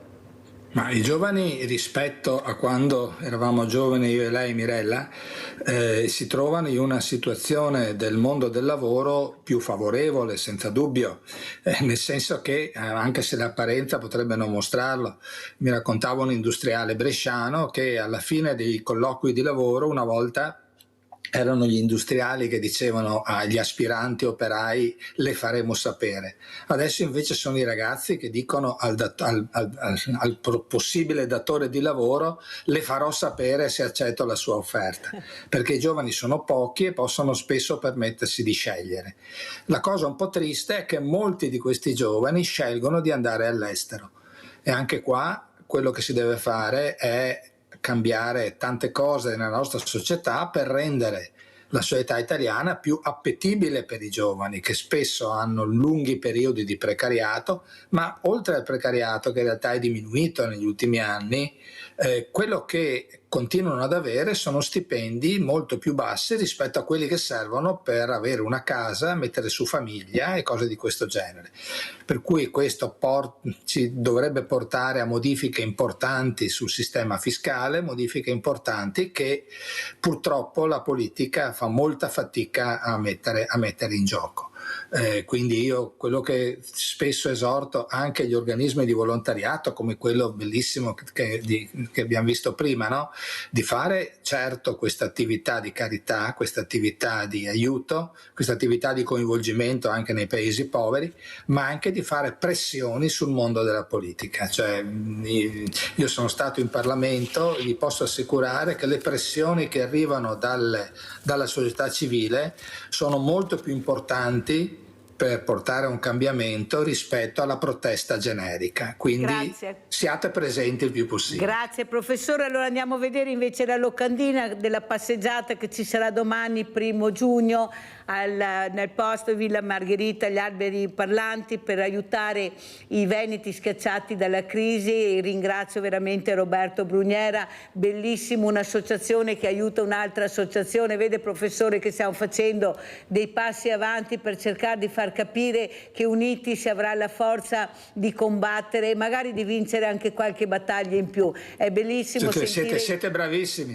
Che un'altra associazione aiuta un'altra associazione. Abbiamo creato questo villaggio delle associazioni per aiutarci tra di noi, visto che anche il 5 per 1000 siamo calati tutti, perché ce l'hanno veramente, non si capisce bene tra tetto massimo e tetto minimo cosa fanno facendo quei soldi dei contribuenti che dovrebbero andare, ecco, alle nostre associazioni, ma ne parleremo anche in futuro. Grazie ai miei ospiti e buon weekend, che sarà anche un weekend lungo. Noi ci vedremo martedì. Grazie e andiamo a vedere queste arrivederci. Bellissime immagini. Grazie di questi ragazzi, cosa hanno fatto con l'intelligenza artificiale. La prima di coloro di cui novelle tu vuoi saper, mi disse quelli a lotta, fu imperatrice di molte favelle. A vizio di lussuria fussi rotta, che libito felicito in sua legge, per torre il biasmo in che era condotta. E lei Semiramis, di cui si legge che succedette a Nino e fu sua sposa, tenne la terra che il sol dan corregge. L'altra è colei che s'ancise amorosa e ruppe fede al cener di Sicheo, poi è Cleopatras lussuriosa. Elena vedi, per cui tanto reo tempo si volse, e vedi il grande Achille che con amore al fine combatteo. Vedi Paris, Tristano, e più di 1000 ombre mostrommi e nominommi a dito, ch'amor di nostra vita dipartille. La regina degli Assiri Semiramide è citata come esempio di lussuria da Virgilio. Questo perché ella si lascia travolgere da passioni distruttive che la portano a vivere nel vizio e a diffondere comportamenti immorali. Didone, invece, viene presentata come vittima di un amore fatale che la spinge alla disperazione e al suicidio. Viene così condannata a vagare nel girone dei lussuriosi per sempre, dove paga il prezzo della sua passione irrefrenabile. Un'altra figura femminile che ha preferito la morte ad una vita struggente è Cleopatra, condannata da Dante a soffrire nell'inferno, dove il suo desiderio e la sua bellezza vengono puniti senza fine. Tutti sappiamo che la causa della famosa guerra di Troia è il rapimento della moglie di Menelao, Elena, da parte di Paride. In questo canto Elena rappresenta il potere che ha l'amore su noi umani, la sua capacità di travolgerci e di offuscare la nostra mente, rendendoci vittime di un sentimento così forte. Altra figura che condanna Dante è Achille, l'invincibile eroe greco, di cui alcune leggende narrano che, vinto dall'amore per Polissena, figlia di Priamo, venne ucciso a tradimento dal fratello di lei, Paride. Ultimo personaggio citato da Virgilio nel suo discorso è Tristano, cavaliere della tavola rotonda, che è stato ucciso da suo zio per essersi innamorato della moglie. Sii della terra, dove nata fui, sulla marina, dove il Po discende, per aver pace coi seguaci sui. Amor, che al cor gentil ratto s'apprende, prese costui della bella persona che mi fu tolta, e il modo ancor m'offende. Amor, che nulla amato amar perdona, mi prese del costui piacessi forte, che, come vedi, ancor non m'abbandona. Amor, condusse noi ad una morte, Cain attende chi a vita ci spense.